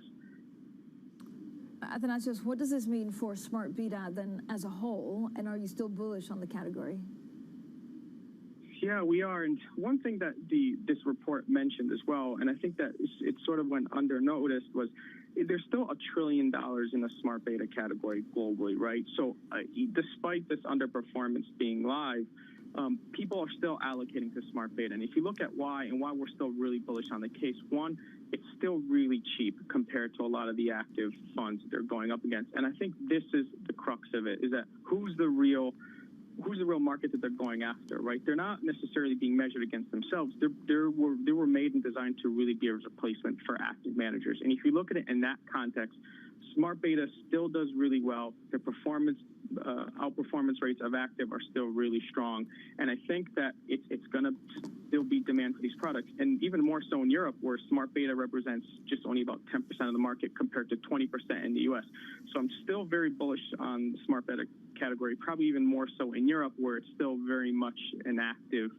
The breakdown favors active more. And I think as more of these assets move over to passive, they're going to find their way into some of these smart beta funds. Thank you so much, Athanasios Psorafagis there from Bloomberg Intelligence. Now, still with us, Peter Thompson from Goldman Sachs Asset Management. Peter, do you agree with what we're seeing in terms of smart beta being better for you, before you buy it, and can that change in the future? Well, yeah, Francine, it can definitely change, but I'd say, no doubt there's been a proliferation of these products as this concept has become more popular, and most of this based on factor investing, right, and research that goes back decades, academic research. But I think there's work to be done at the individual or institutional level in terms of exactly what you're getting, right? In terms of, is it a single factor like momentum or value or growth, or is it a blended factor approach, right? One of the things we've done at GSAM is and historically have done, is the multi-factor approach that diversifies amongst factors. So it is really one of those things that investors need to understand what they're getting and to study it and to look, to the point made about back tests. Yes, all these are based on back tests, but then how long have they been running as strategies, actively, and what track record do they have? Peter, smart beta, I think, these wrappers are basically worth $1 trillion across the world. Do you see that changing? Is there going to be less appetite for these kind of products? We don't think so. We think that trend continues, Francine, right? It is, it's a search, when you think of, smart beta, a search for better risk-adjusted return, right? Relative mostly to market cap, but also to active management, right? And so that, and it's backed up by, a great deal of research over long periods of time. So we see that trend definitely continuing. Okay, Peter, thanks so much. Peter Thompson there from Goldman Sachs Asset Management stays with us. Now, up next, our investors playing a price-only game by investing in the bond market. That's the take of one fixed income strategist from JP Morgan. We'll look at what ETFs are currently being bought and sold in Europe. That's coming up shortly, and this is Bloomberg.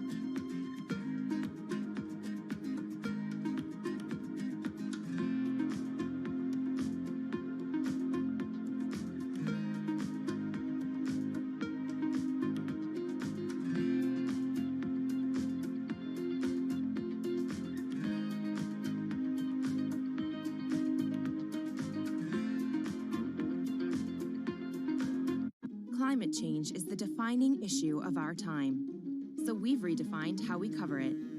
With clear data and rigorous journalism, we rise to the scale of the challenge to reveal the breadth of possibility. We look at stories from every angle to provoke debate, spotlight solutions, and make sense of the greatest crisis of our generation. Bloomberg Green, solutions for a changing climate. It is critically important that the markets stay open in this time, as opposed to trying to take breaks in the middle. I think that that'll just push off the situation a little bit, but actually could create other pent-up issues if you do close the markets.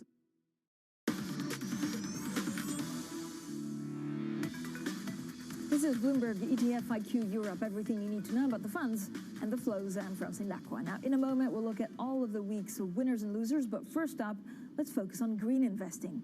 According to analysis from Citigroup, about half of all new ETFs in Europe, the Middle East, and Africa this year were ESG related.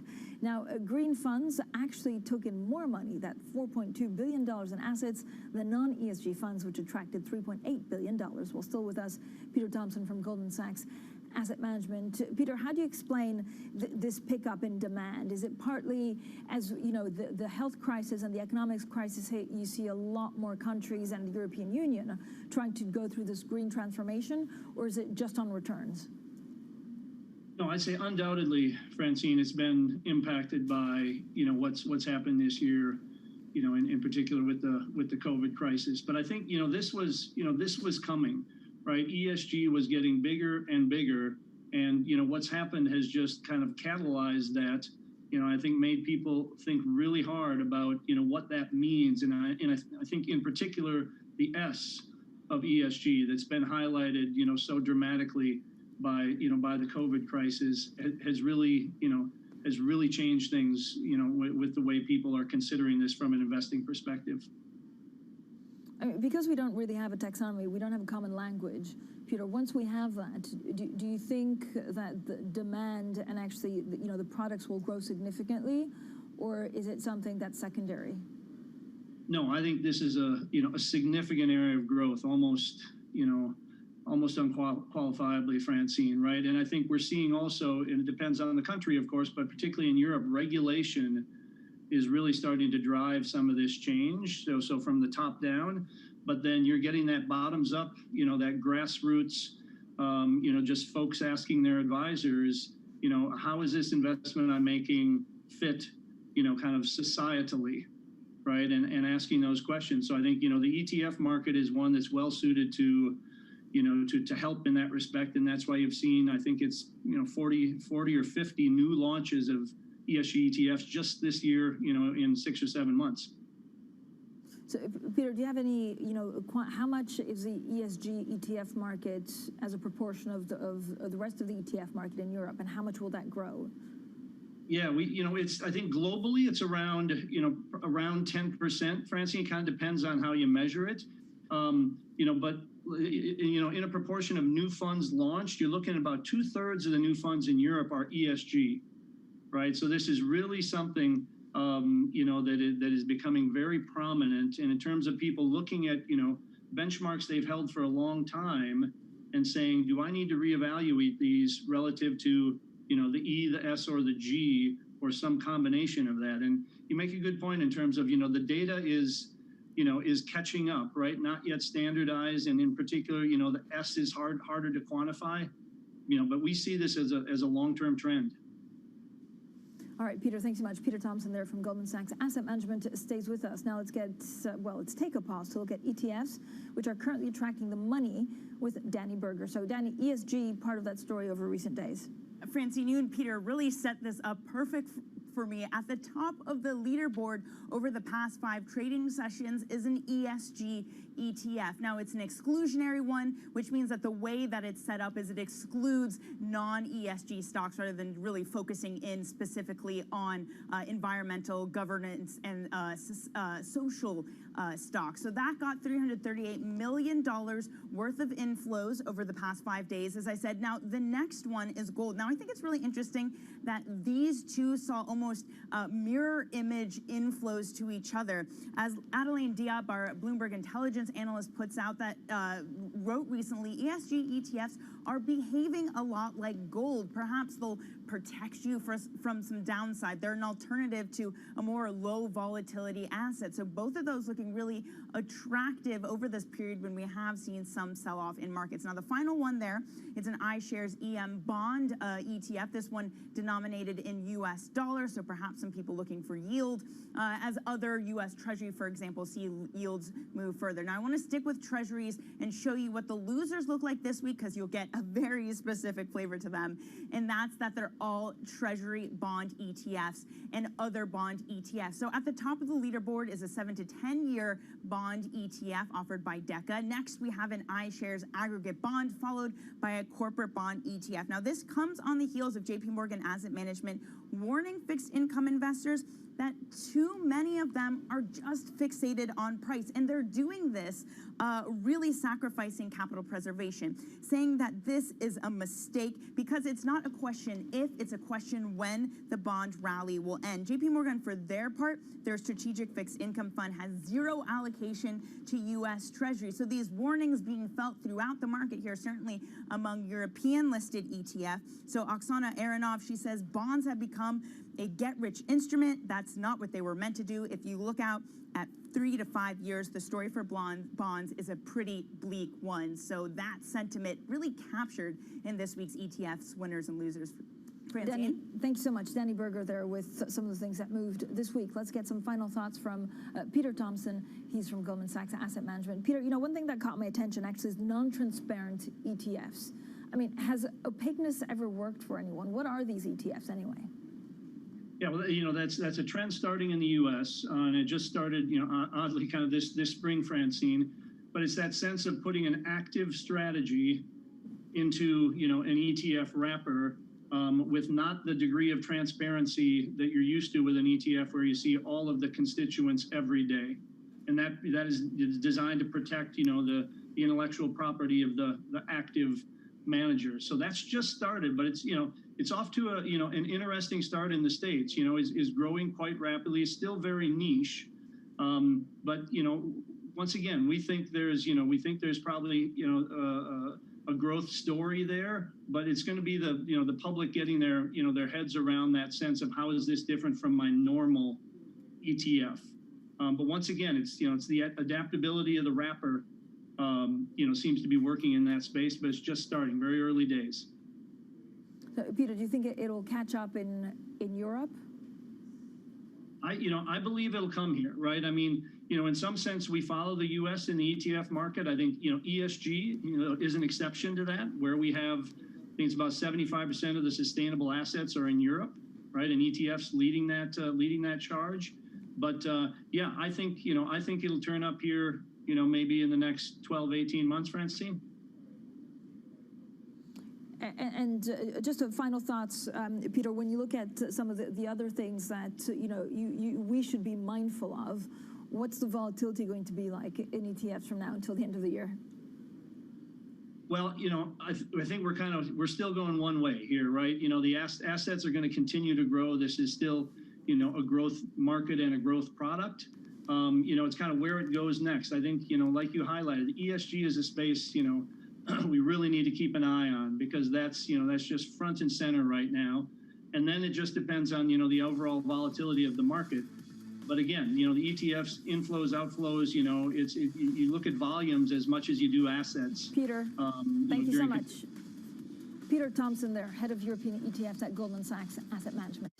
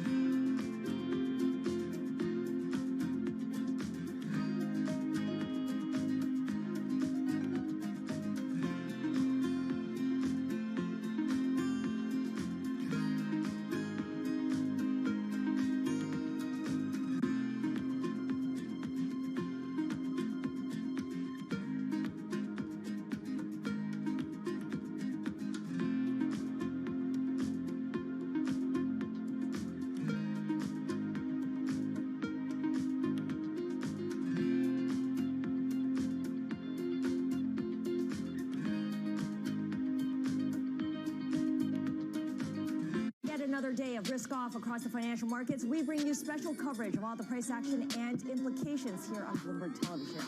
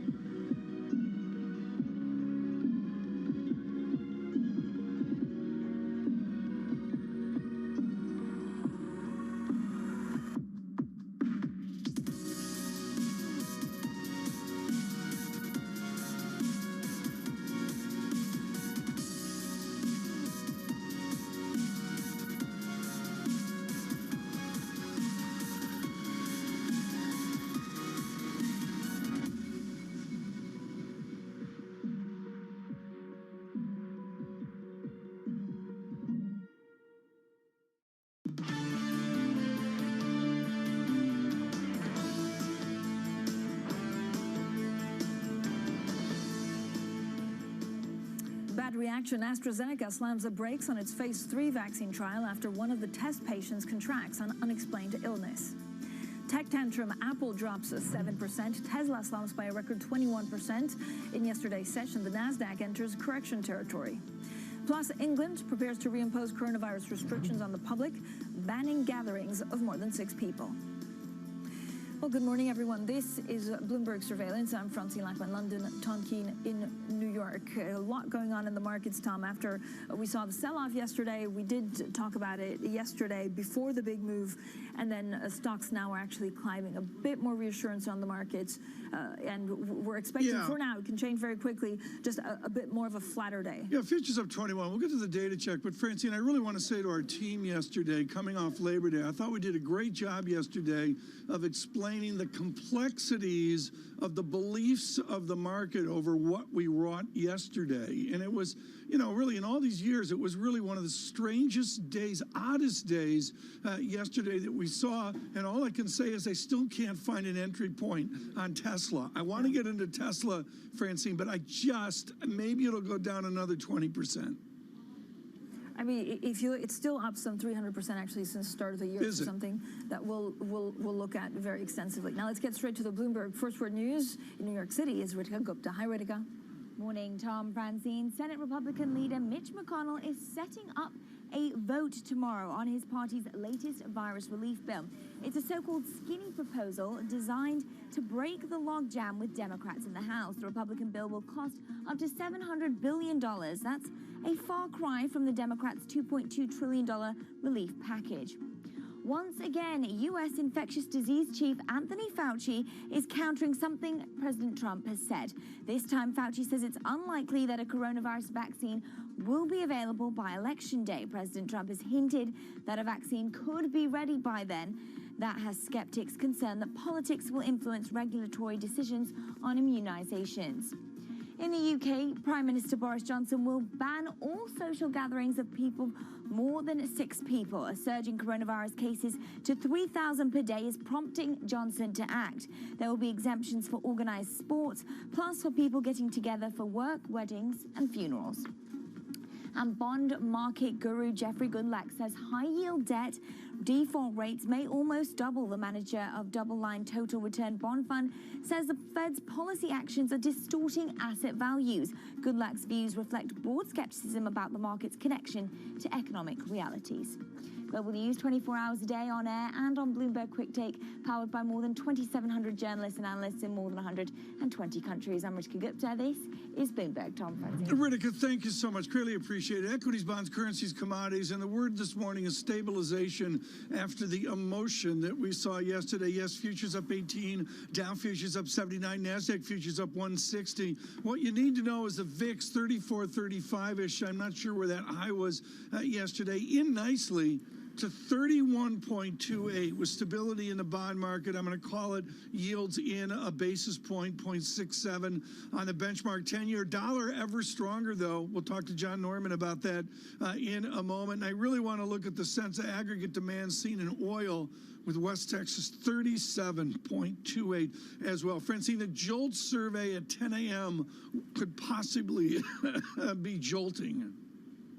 Yeah, jolting. European stocks rising. U.S. equity futures, as you say, rising as well. There's a bit more optimism, certainly, than there was yesterday after that big tumble.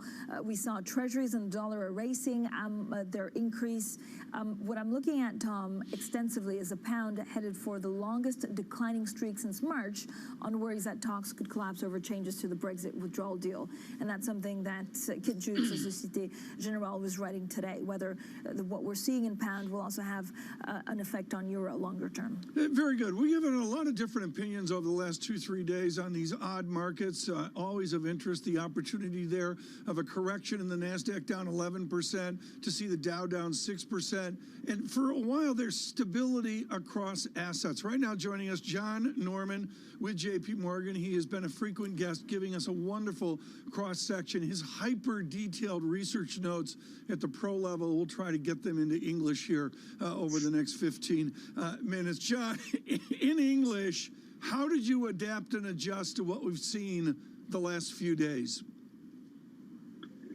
Well, the last few days have been a bit of a surprise in terms of the timing of the move down in tech stocks. This is something that we've been flagging as a valuation problem for a while, but in terms of the catalyst for it, they haven't been the sort of headline grabbing catalyst that you would normally expect to be deflating tech stocks. I mean, to me, the kind of things that would deflate tech stocks would be big news on the regulatory front, significant breakthroughs on the vaccine front, and that's really not been the news flow over the past few days. So it has been surprising, but it's sort of recognizing that there has been a valuation problem in that sector for a while, and in specific names, there's been a very large valuation issue.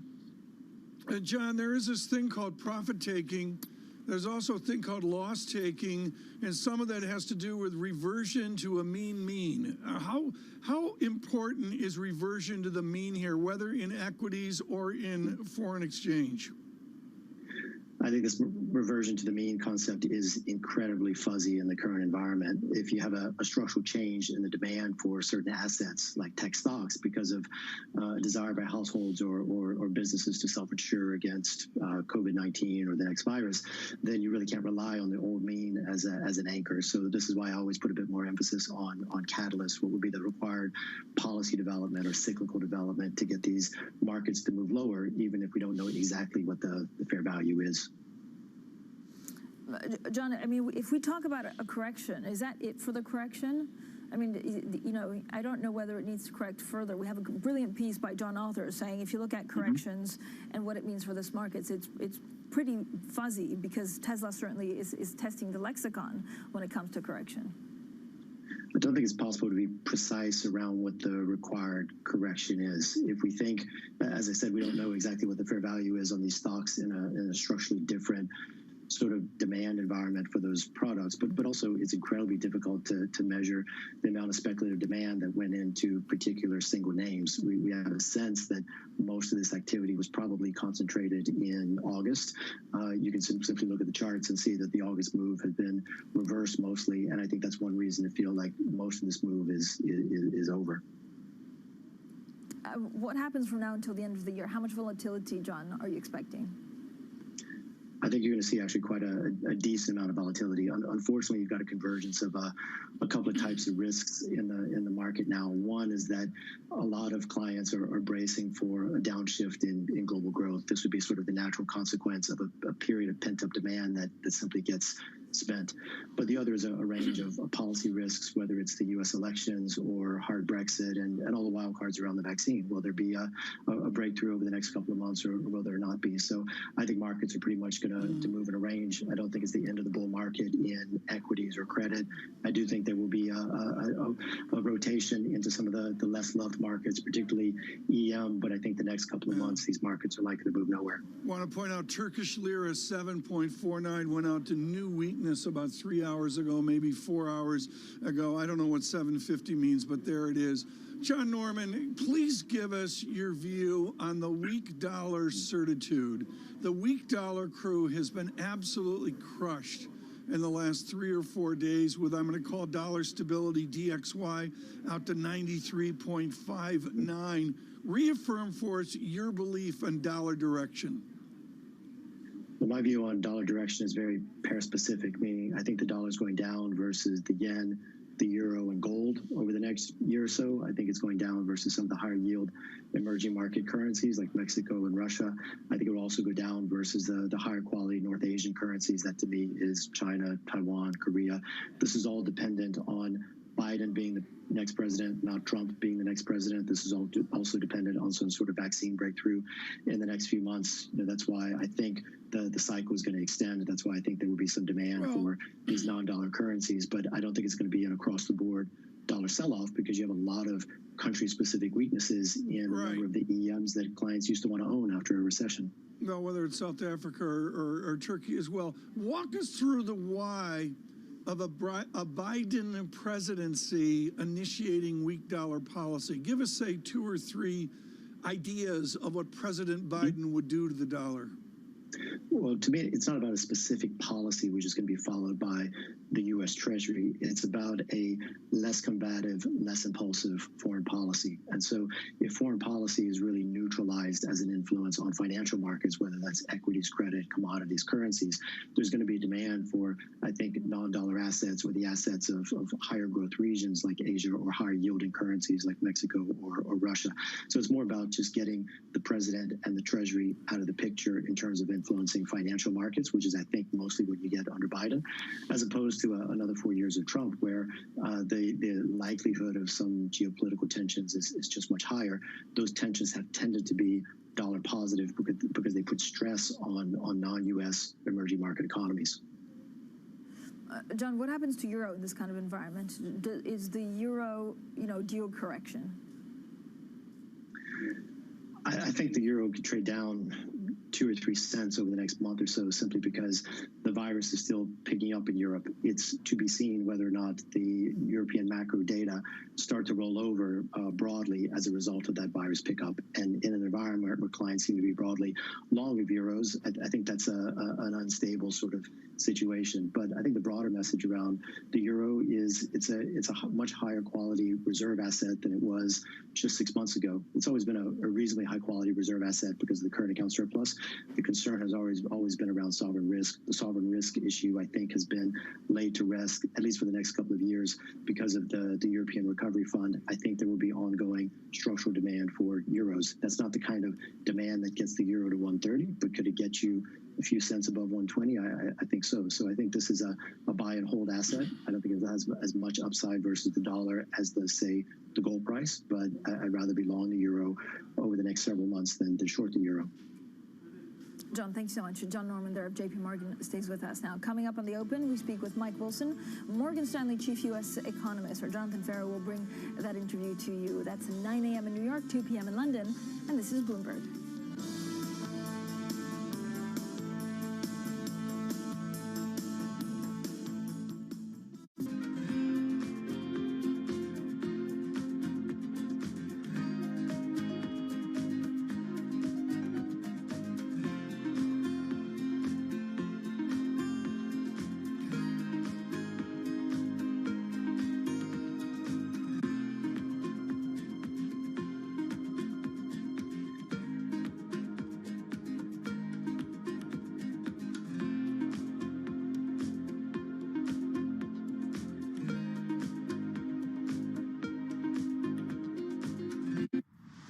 We are above forecasts. 1,800,000 jobs is the total non-farm payrolls, with 17,000 additional jobs added in terms of net revisions. You still got 1.8 million with a big decline, almost a full percentage point drop in the unemployment rate, which will move to single digits easily in the summer and fall. Leading up to this data, there was a lot of reason to suggest that the pace of increase had slowed. And in fact, what we see in this data is, of course, it has slowed.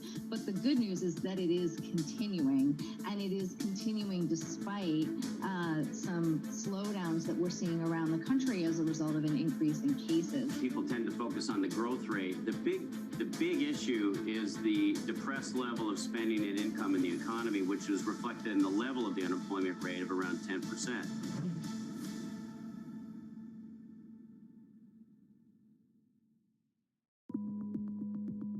It's such an interesting new world. The world is changing. For us, it's not about being first. It's about being the best. While everyone is zigging, we're zagging. We feel like we can maybe help people out more. We have an enormous number of big ideas. I do double down on helping other Black founders, whether it's fundraising, hiring, growth, product, whatever it is that they need.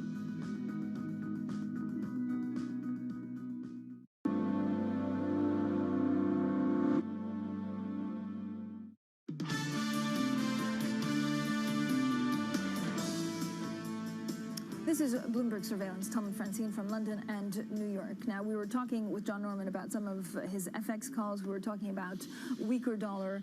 And John, thank you for still being with us. We were talking also about what a Biden presidency, what impact that would have on trade and therefore on the currency.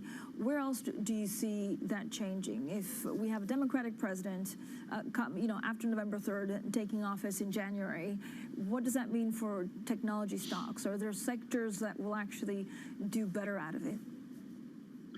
Well, I think the call on sectors is very much dependent on which way the Senate goes. So if the Senate goes Democratic and Biden is backed by a Democratic Congress, then that gives you extremely high odds of not only more fiscal spending, but some tax increases. But I think the sectoral beneficiaries would certainly be anything related to infrastructure. I think it would be those things related to industrials because of a less confrontational trade policy. I think you could have consumer stocks benefit from a higher minimum wage. I actually put technology a little bit to the side in this discussion because it doesn't seem to me like the Biden agenda against tech is any more aggressive than the Trump agenda. The Democrats and the Republicans have both had their own axes against the tech sector, but they're different axes. The Democrats think that tech abuses market power. The Republicans think that there's a bias against conservatives in the tech sector, but neither one of these individuals, Biden or Trump, is talking about breaking up the sector. So it doesn't seem like there's existential risk around it if Trump or Biden is the president. And that's why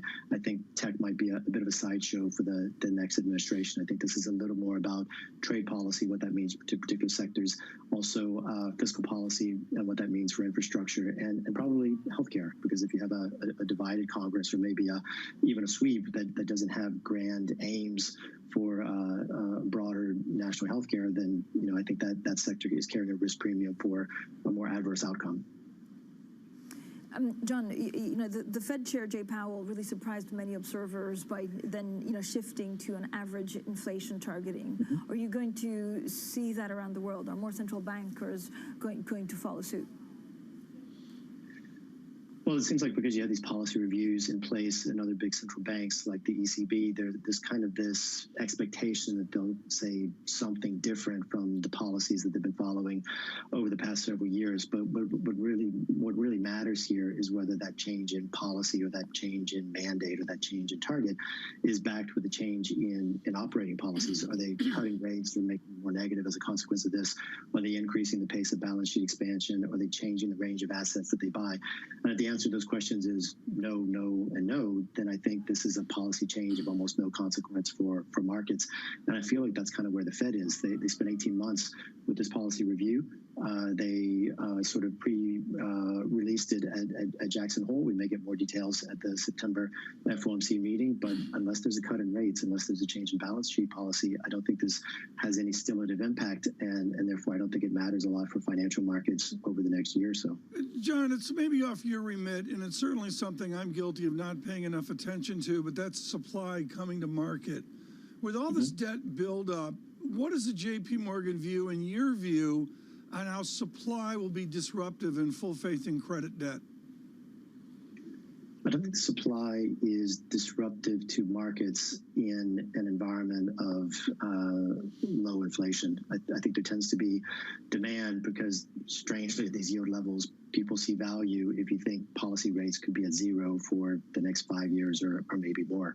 So that's why, to me, it's possible to have extraordinary issuance and also extraordinarily low yields and near record low volatility. This is not a sovereign credit issue as well if QE is in play, and that's certainly the case in the G10 markets. Where the sovereign credit issue, I think, comes more into play is in some of the bigger emerging markets, which don't quite have as much experience managing these QE programs, and so bond investors may not give the benefit of the doubt to central banks in Brazil or South Africa, which are monetizing some of the national debt. Well, in that frontier economy known as the United States of America, what is the issuance of all those billions of dollars of debt going to do? I think the issuance is simply providing temporary income support until the private sector can really drive a recovery. And the U.S. has always been lucky in being able to run extraordinary deficits because of financing from the Fed and the reserve currency status. Some of these issues or this credibility will erode over time, but I don't think it's the environment that gives you a dollar crisis. I think for that you need another predictable contender for reserve currency status. Euro is the closest, but I still don't think there's enough faith in the long-term issues around how European policy is managed to drive a wholesale reallocation into euros. So I think the U.S. still has a decent amount of time, to sort of dominate the reserve currency world. What's a decent amount of time, John? Is it 5 years? Is it longer or shorter? I think it's at least 5. Meaning you will see a slow erosion in the holdings that global investors have of dollars, but I think you'd be measuring this in terms of tenths of percentage point changes per year rather than in multiple percentage points.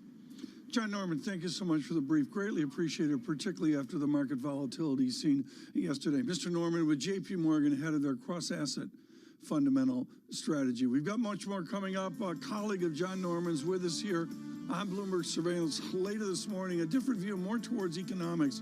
David Kelly, the JP Morgan global strategist, will join us. Futures up 22, Dow futures up 122. Stay with us from London, from New York. This is Bloomberg.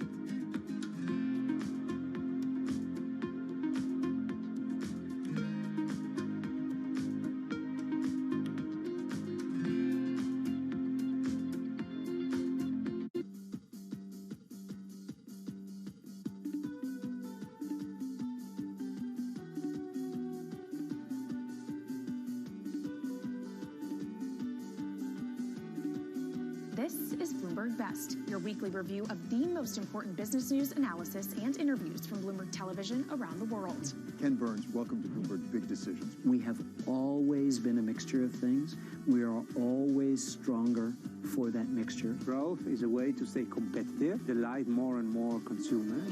Welcome to the Best of Bloomberg Technology. I'm Emily Chang. They've moved the needle by acknowledging that they have to monitor the content. What is one word of advice you'll take with you? Learn how to listen. And that is certainly something that has served me well. Ankiti, where do you go from here? It's a huge market. It's a huge opportunity. I want to go 100x from here. Our philosophy is to partner where we can and stand apart when we should.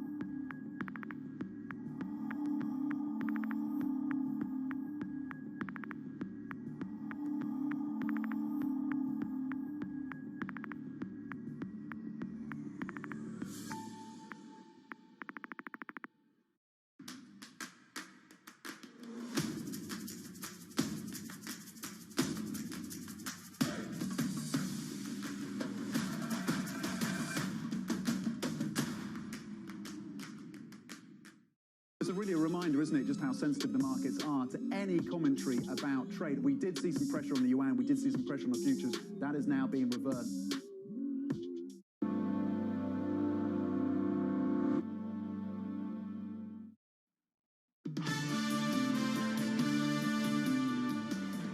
This is Bloomberg Surveillance. I'm Ritika Gupta with your Bloomberg Business Flash. Shares of Tesla are higher after the electric car maker plunged a record 21%. The company narrowly missed out on being included in the S&P 500 index. That took investors who had bet on its entry to the benchmark by surprise. In Japan, Bloomberg has learned that SoftBank has received orders for all $12 billion of its domestic wireless unit stock that's up for sale. The company's bankers will probably place an over-allotment. SoftBank has been raising cash with asset sales. And the movie Mulan was supposed to be another billion-dollar blockbuster for Disney. Now it's become a political headache. Disney's under fire for thanking the Chinese government for its help in the movie's closing credits. The problem is that Disney did some of its filming in a region where China has detained up to 1 million ethnic Uyghurs. Company executives could end up testifying before Congress. And that's the Bloomberg Business Flash. Tom, Francine. Thank you so much, Ritika. Now, European stocks are actually rising. U.S. equity futures also on the up after the sharp sell-off that we saw yesterday. Treasuries and the dollar are erasing some of the increases. But really the story of the week, Tom, that we need to spend a bit of more time on is a pound heading for the longest declining streak since March on worries that, the Brexit talks may actually collapse. And that's really, moving through the markets. I'm so glad you mentioned this, folks. This has been off the U.S. radar with the market pullback on Tesla and Apple. Sterling just hammered. There's no other way to put it right now, as Francine mentions, 129.39. What I see is stability and indeed a lift of the market. Yields, though, in. You don't have a risk-on feel across the different assets, 1.41%. On the 30-year bond, the 10-year yield 0.67%. I want to make clear here again, we've got equities up, but we don't have accompanying higher yields with it, at least yet in the early U.S. morning. Dollar stronger as well. DXY, the major currency pair, and of course, this is affected by weaker sterling. 93.56 on DXY. Yen really can't get to the strong yen that, excuse me, John Norman was talking about, 105.99 on yen as well. Coming up as we move towards the election, different views, different perspectives. A strong Trump supporter, Michael Braun of Indiana, the junior senator from Indiana, on balance of power. David Weston in conversation on the president's election campaign. From London, from New York, this is Bloomberg. Good morning.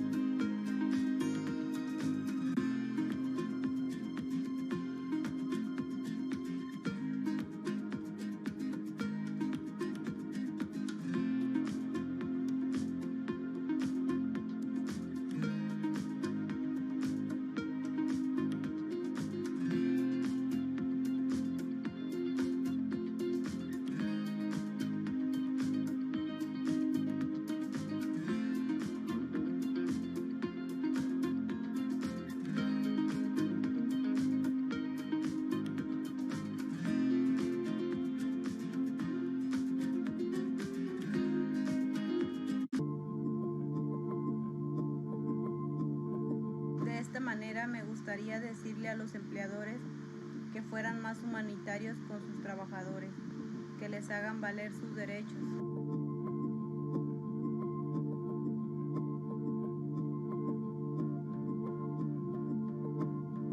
Y estábamos viviendo en dos casas, en unas 50 personas y en la otra otras 50. En cada casa había 5 habitaciones. En cada habitación había de 3 a 4 camas abarrotadas. Vivíamos de 6 a 7 personas. Un baño para cada habitación y una cocina para todas.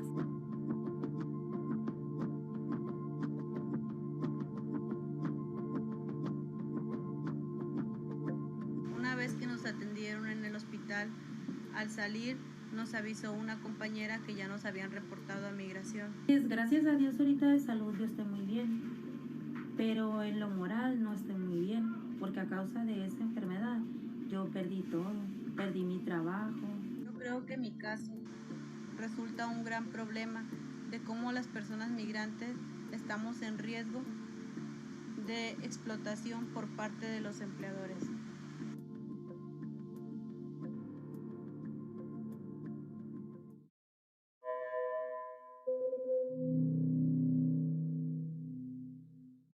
We know it's a pandemic, and we want to be very responsible for pricing. We plan to underprice this vaccine for its value. especially in the pandemic phase. Europe does, as you say, have some catching up to do on that front. So we are expecting to see a little bit of strength coming through at the start of trade. How long will it last, though? The perennial question.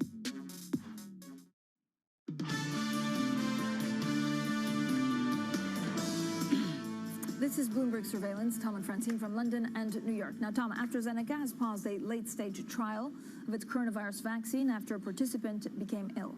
The drug maker said the decision was a routine action intended to allow researchers to examine safety data, but it could delay or derail efforts to deliver the so-called Oxford vaccine, which is seen as one of the leading candidates to provide immunization against COVID-19. Well, joining us with the very latest is Sam Fazeli, who leads our pharma coverage for Bloomberg Intelligence. Sam, what does this mean for other people trying to get, for other companies to try to get people to sign up as vaccine guinea pigs? What does it mean for the actual vaccines of other companies? Yeah, so hi, Francine. That's a great question. And I think what we have to think about is if the side effect is finally proven to be associated with the vaccine, and if it's to do with the way that the Astra vaccine works, it will have negative connotations for Johnson & Johnson, especially because they're using a similar, not the same, similar approach.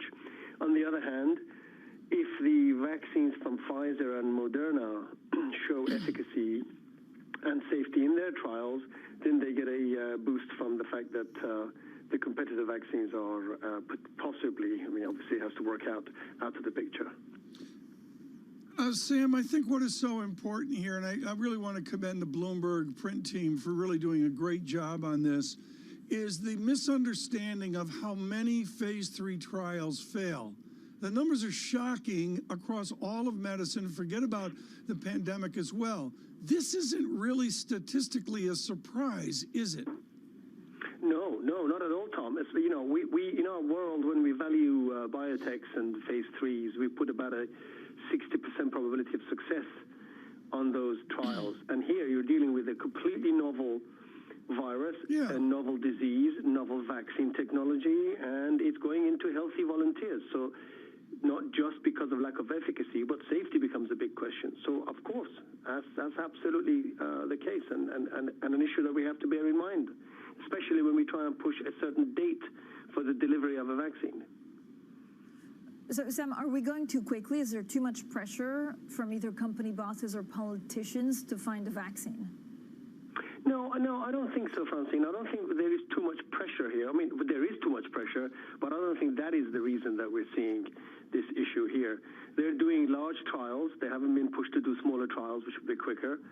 And the data will come out. It's just the rhetoric in the background kind of creates such noise, and we should just sit back and let these companies do their job. So what does AstraZeneca do this morning? I mean, is it a dead vaccine? Do they amend the vaccine? What's the next step for them on a Wednesday? Yeah, no, so Tom, I don't think they can amend the vaccine, and I think it's way too early to call it a dead vaccine. We just have to wait and see what the details are. What was the background of the patient, for example, or the subject. But until that comes through, we just have to wait and see what the data is. And let's not forget, Astra actually has not making any profit out of this, at least not early on. So for the business, little impact. Now, Sam Fazeli, thank you so much. We really treasure the clear talk from Mr. Fazeli with decades of coverage of pharmacy and pharmaceutical companies as well. In New York City with our First Word News, here's Ritika Gupta. Thanks, Tom. Senate Majority Leader Mitch McConnell says the new Republican stimulus plan focuses on restoring supplemental jobless benefits and extending help for small business. The Senate votes on the measures tomorrow. It will cost as much as $700 billion. That's about a third of what House Democrats want to spend. Joe Biden opens a new front on economic issues today. The Democratic presidential candidate heads to the battleground state of Michigan. There, Biden will unveil a new policy aimed at fighting offshoring. That's the practice of U.S. companies basing some operations in low-tax countries. Polls show that voters are starting to trust Biden's approach to reversing job losses. And AstraZeneca has paused its coronavirus vaccine after a person taking part got sick. That could delay efforts to speed an immunization. The drug maker says a trial's participant developed an unexplained illness.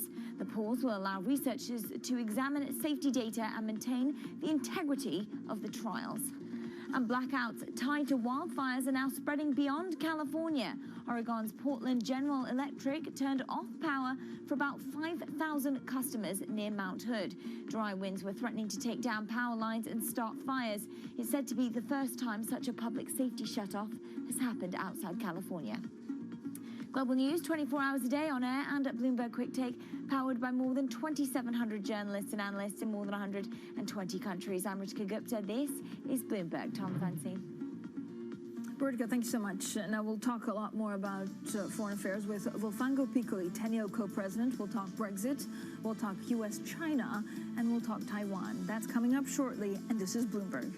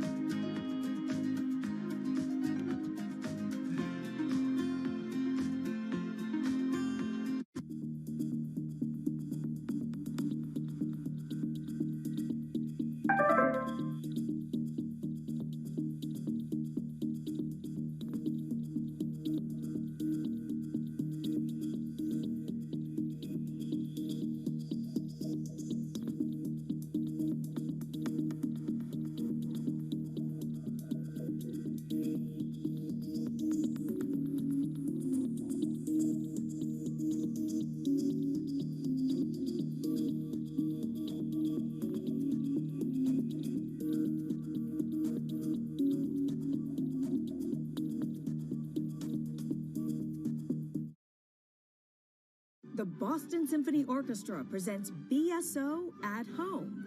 While you stay inside, enjoy a curated collection of archived concerts and behind-the-scenes stories from BSO musicians. BSO Homeschool provides lessons for music lovers of all ages. New performances and messages from musicians are added regularly. Enjoy these selections and much more at bso.org/at-home.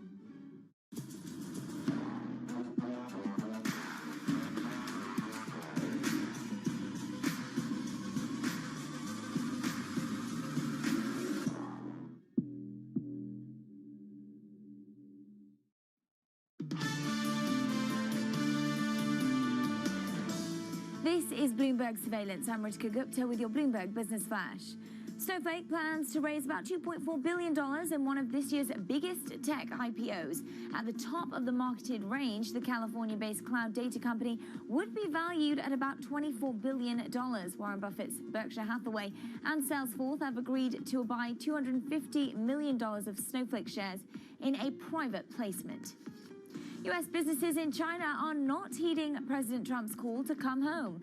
Only 4% of the more than 200 manufacturers surveyed said they will shift any production to the U.S. That's according to the American Chamber of Commerce in Shanghai. President Trump has warned that he will slap tariffs on companies that, quote, desert America to create jobs in China and other countries. Carlyle Group is reviving plans to sell its British firm PA Consulting Group. Bloomberg's learned that a sale could fetch as much as $1.3 billion. Carlyle took a majority stake in PA Consulting in 2015. It kicked off the sale process earlier this year, but then the coronavirus pandemic put a halt to deal making. That's your Bloomberg Business Flash. Tom Francine. Thank Thank you so much, Ritika. Now, Boris Johnson is facing backlash from members of his own Conservative Party after the UK government said it plans to break international law over Brexit. As trade talks continue, the Prime Minister is likely to be put under pressure by senior Tories that fear the move will damage the UK's global standing. Well, joining us now is Volfango Piccoli, Teneo Intelligence Director of Research. Volfango, we're back from summer holidays. It's September, and suddenly it seems that Brexit is, back on the agenda and talks with the EU are not going well. Do you believe that Boris Johnson would be happy going to a WTO agreement if he does not get what he wants from the EU? No, I don't think he's there. What we've been seeing over the last 24 hours is a bit of deja vu here. I think, as you mentioned, negotiations have been going on during the summer, no much progress. So there is an element of frustration in play. On top of that, there is deadlines coming. And I think here Boris Johnson is trying to do what is done before, this brinkmanship, bluster, threatening with the idea of getting a better deal. The problem is that unilaterally amending the Irish protocol undermines trust, and trust is needed, and the clock is ticking. So it's a dangerous strategy. What is interesting in my view so far, we have seen no reaction from the EU. Everybody's waiting for the written test, which is supposed to come out later today. But also the backlash from the Tories, given the kind of statement made yesterday by the minister, has been somewhat subdued. So I think within the Tories parliamentary group, there is a feeling that this is just part of the negotiating strategy. I mean, there was a huge controversy because, he would, in dealing with Northern Ireland, according to a draft bill, basically renege on some of the things that he said he would do in keeping it aligned with the customs rules. Volfango, how do you deal with the Northern Ireland issue? I mean, could a compromise actually happen at the 11th hour? Well, actually, the issue at this point is there are two outstanding issues. One is about fisheries, amazingly enough. It is symbolically important, but technically can be solved. The other one is about state aid, specifically whether the British government will support companies in the UK, where this will have an impact on business in Northern Ireland and then in turn in Europe. So state aid here is really the issue. So the idea from the government here would be to amend the Irish protocol to be able to do state aid as they want. So that is the main issue here.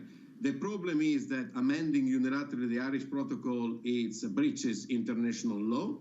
It could actually end up going to the courts here, as we have seen. But in the short term, it's certainly likely to antagonize even more the other side here in the negotiation, especially, and this when the clock is ticking. In my view, Barnier is in London this week. Not much will come out. Everybody will be waiting for the written text. Then let's wait for the next round of talks, which are supposed to start on the 28th of September. Well, Fingo, I think it was 12 years ago, 13 years ago, I was in Scotland, and it was the first time I heard the idea, well, good, just let the English do what they want. Why does Europe have to cooperate with any of this? I don't understand the pressure upon Barnier in Europe to affect Brexit. I mean, don't they have the ultimate power here? Well, the EU never walks away from a negotiation, regardless of who is on the other side of the table and regardless of what are the negotiating strategy of the other interlocutor here. So I think here there is a determination from Brussels still to get a deal done. It's going to be best case scenario, as we've discussed many times before here with you and Francine, a basic free trade deal. And that is why they are still engaging. It is part of the EU positioning at this point.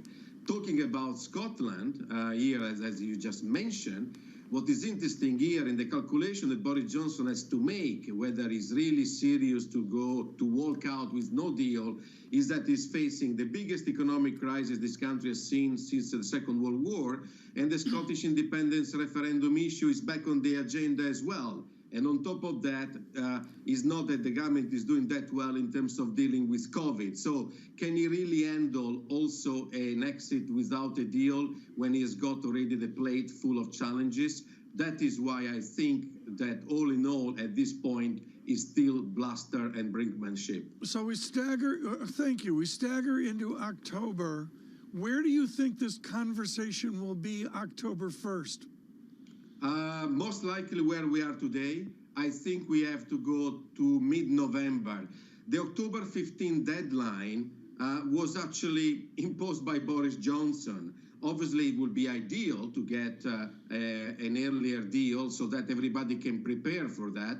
But on the other way around, the real deadline here, and again, deadline when you're dealing with Brussels are deadline in waters always, will be sometime around mid-November. So again, the clock is ticking, but there is still some time here. So I suspect that in early October, we will not be far away from where we are today.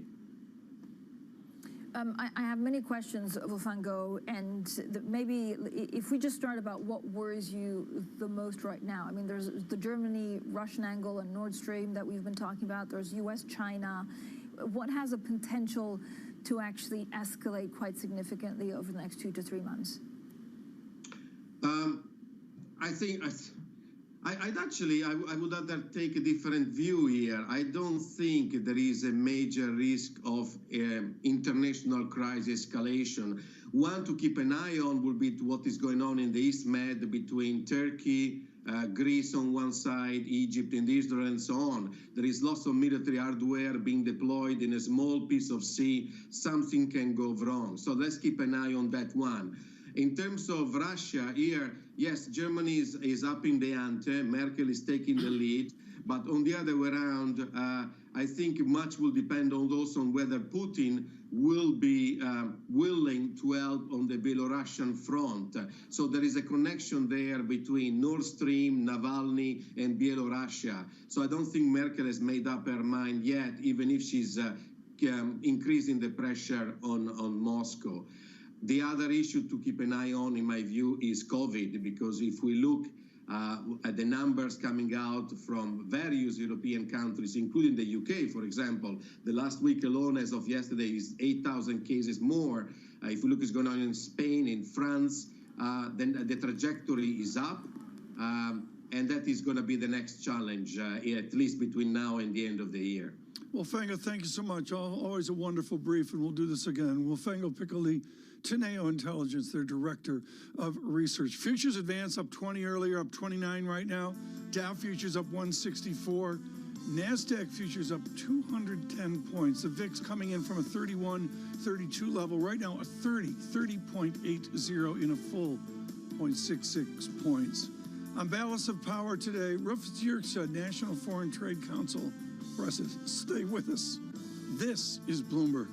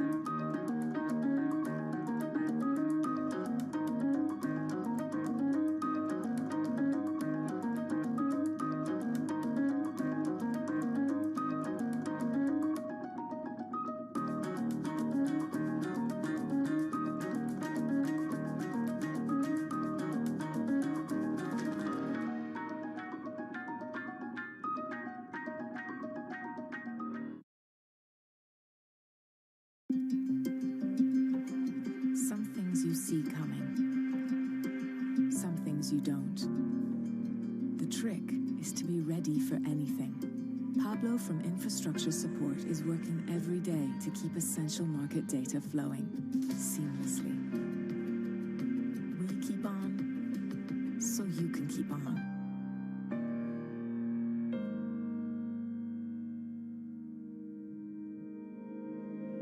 This is a market that over the past few weeks has made it clear it wants to go higher. It got a little spooked by the idea that geopolitical tensions are rising.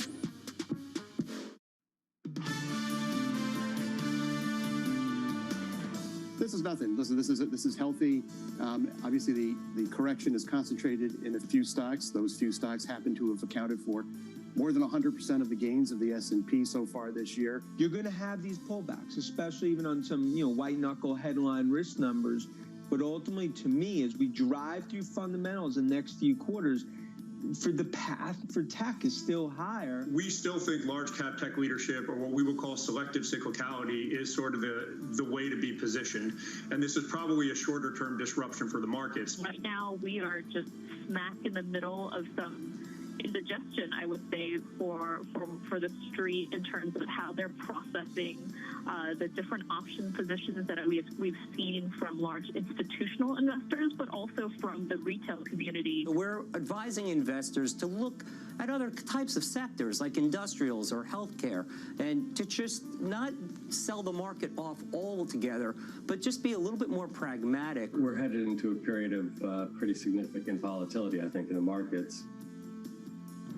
Some really interesting voices there. Particular thank you to Stuart Kaiser of UBS, who I thought was extremely good on derivative dynamics yesterday. And thanks to our team really working over Labor Day to bring you coverage on this on the first Tuesday here after the summer ends. Right now we go to Singapore, where the summer never ends. Mark Cudmore with us with Bloomberg M Live. He does a wonderful job of distilling market dynamics and, of course, has to herd cats, including Cameron Krice. That in itself is a difficult job. Mark Cudmore, I want to talk about the gamma trade. Yeah, the gamma is a second derivative, but let's talk about SoftBank and all that. If there is an unwind of the great buying of the call options, can we observe that unwind?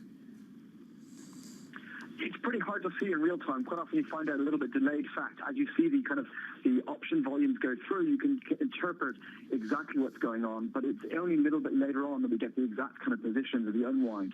So I think that what we do know in real time is that there were these very large call positions, and I think the SoftBank story has slightly been a red herring in terms that their position is dwarfed by retail overall, unless SoftBank were trading in 10 lots in short-dated options. This was more the retail trade. SoftBank got in it, and we are seeing an unwind of this, and it's caused a lot of disruption in that space. And that's why in this trillion-dollar question of whether the correction has just begun or whether we've just seen, it's almost over already and it's now time to buy the dip, I still err that there's more pain to come, because I think that the retail sector is vulnerable here, and I think the momentum trades are vulnerable. Well, the more pain to come, do you just assume that there will be substantial losses? I mean, if SoftBank books some kind of gain here and the others as well on the big run-up, do you just assume in a zero-sum game that we're going to be hearing of investment house losses in the coming months?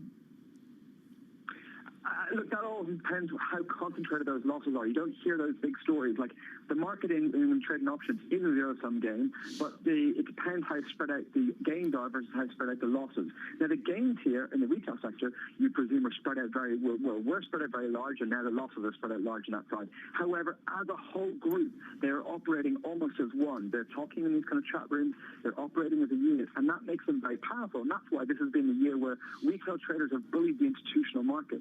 It's very, very tough to have high conviction either way, but I just don't think we've seen a significant enough flush out, and the whole mentality has changed. And what makes me slightly more bearish is the fact that finally institutional investors who hated this whole rally for months, now finally they're getting complacent. Now finally they're buying in. They're the ones who are saying this is just a short-term healthy correction. It's time to buy the dip.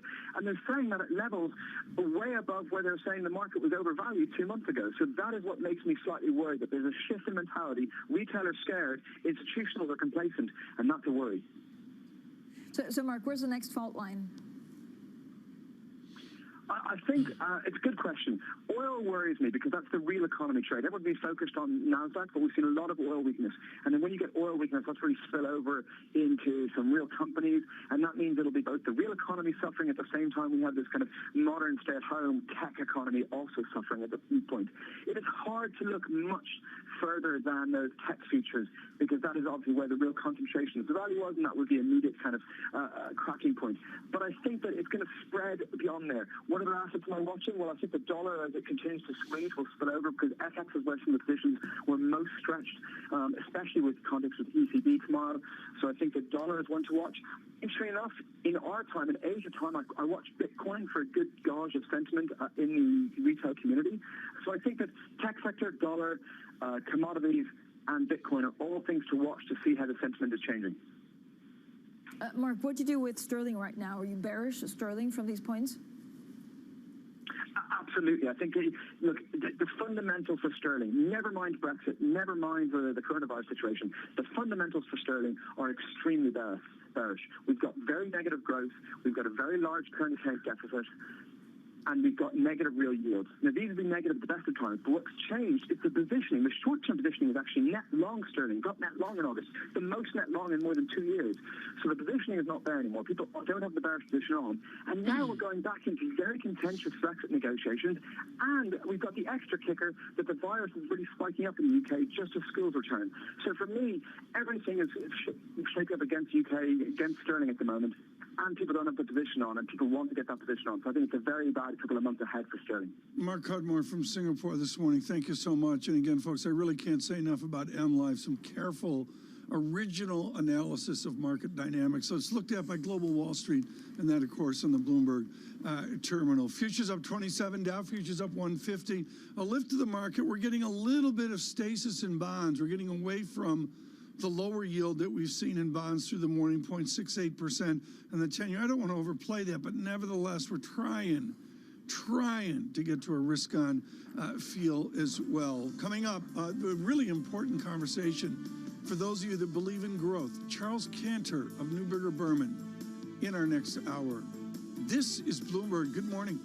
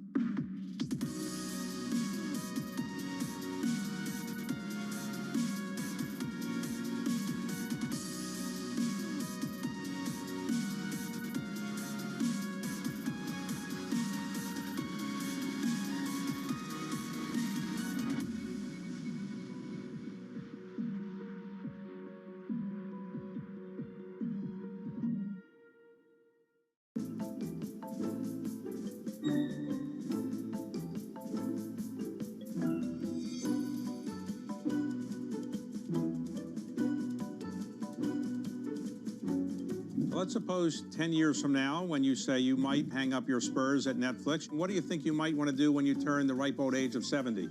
I want to have my own interview show. Well, I'm sure you could get that anytime you want one.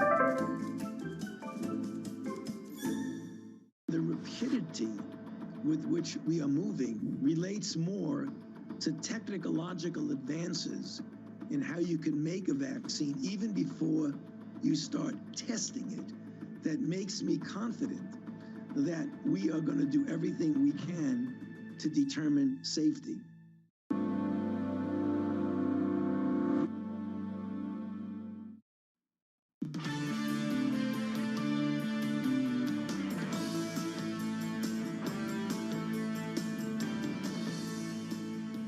This morning, well, I guess it's a correction. The NASDAQ 100 down 11%. The Dow craters about 6%. This Wednesday, stocks lift. Apple is a $1.93 trillion company. Charles Cantor, must watch, must listen in moments. Always in every case, many vaccines, they fail to pass muster. AstraZeneca disappoints in a, quote, routine action, a, quote, standard procedure. They halt a trial. Others will fail too in a search for the end of the pandemic. And on the American job economy, there are simply not enough jobs for the millions unemployed. The JOLT survey, Michael McKee's favorite, at 10 a.m. Good morning, everyone. Bloomberg surveillance from New York, an impoverished Francine Lacroix in London. The pound craters under 130 as well. And Brexit is tangible, Francine. Yeah, it is tangible. Actually, people don't feel as poor, Tom, because no one's really going anywhere. So if you live, unless there's inflation, rampant inflation, then you don't have the pain of going on holiday and spending a lot more for your calamari. Look, Brexit is left, right, and center. We know that Michel Barnier, the chief negotiator on the EU side, is in London this week, Tom, and that will give us a flavor of how negotiations are going, whether they're real concerns or whether this is theatrics just to try and get to a better deal at the 11th hour. I wonder if Mr.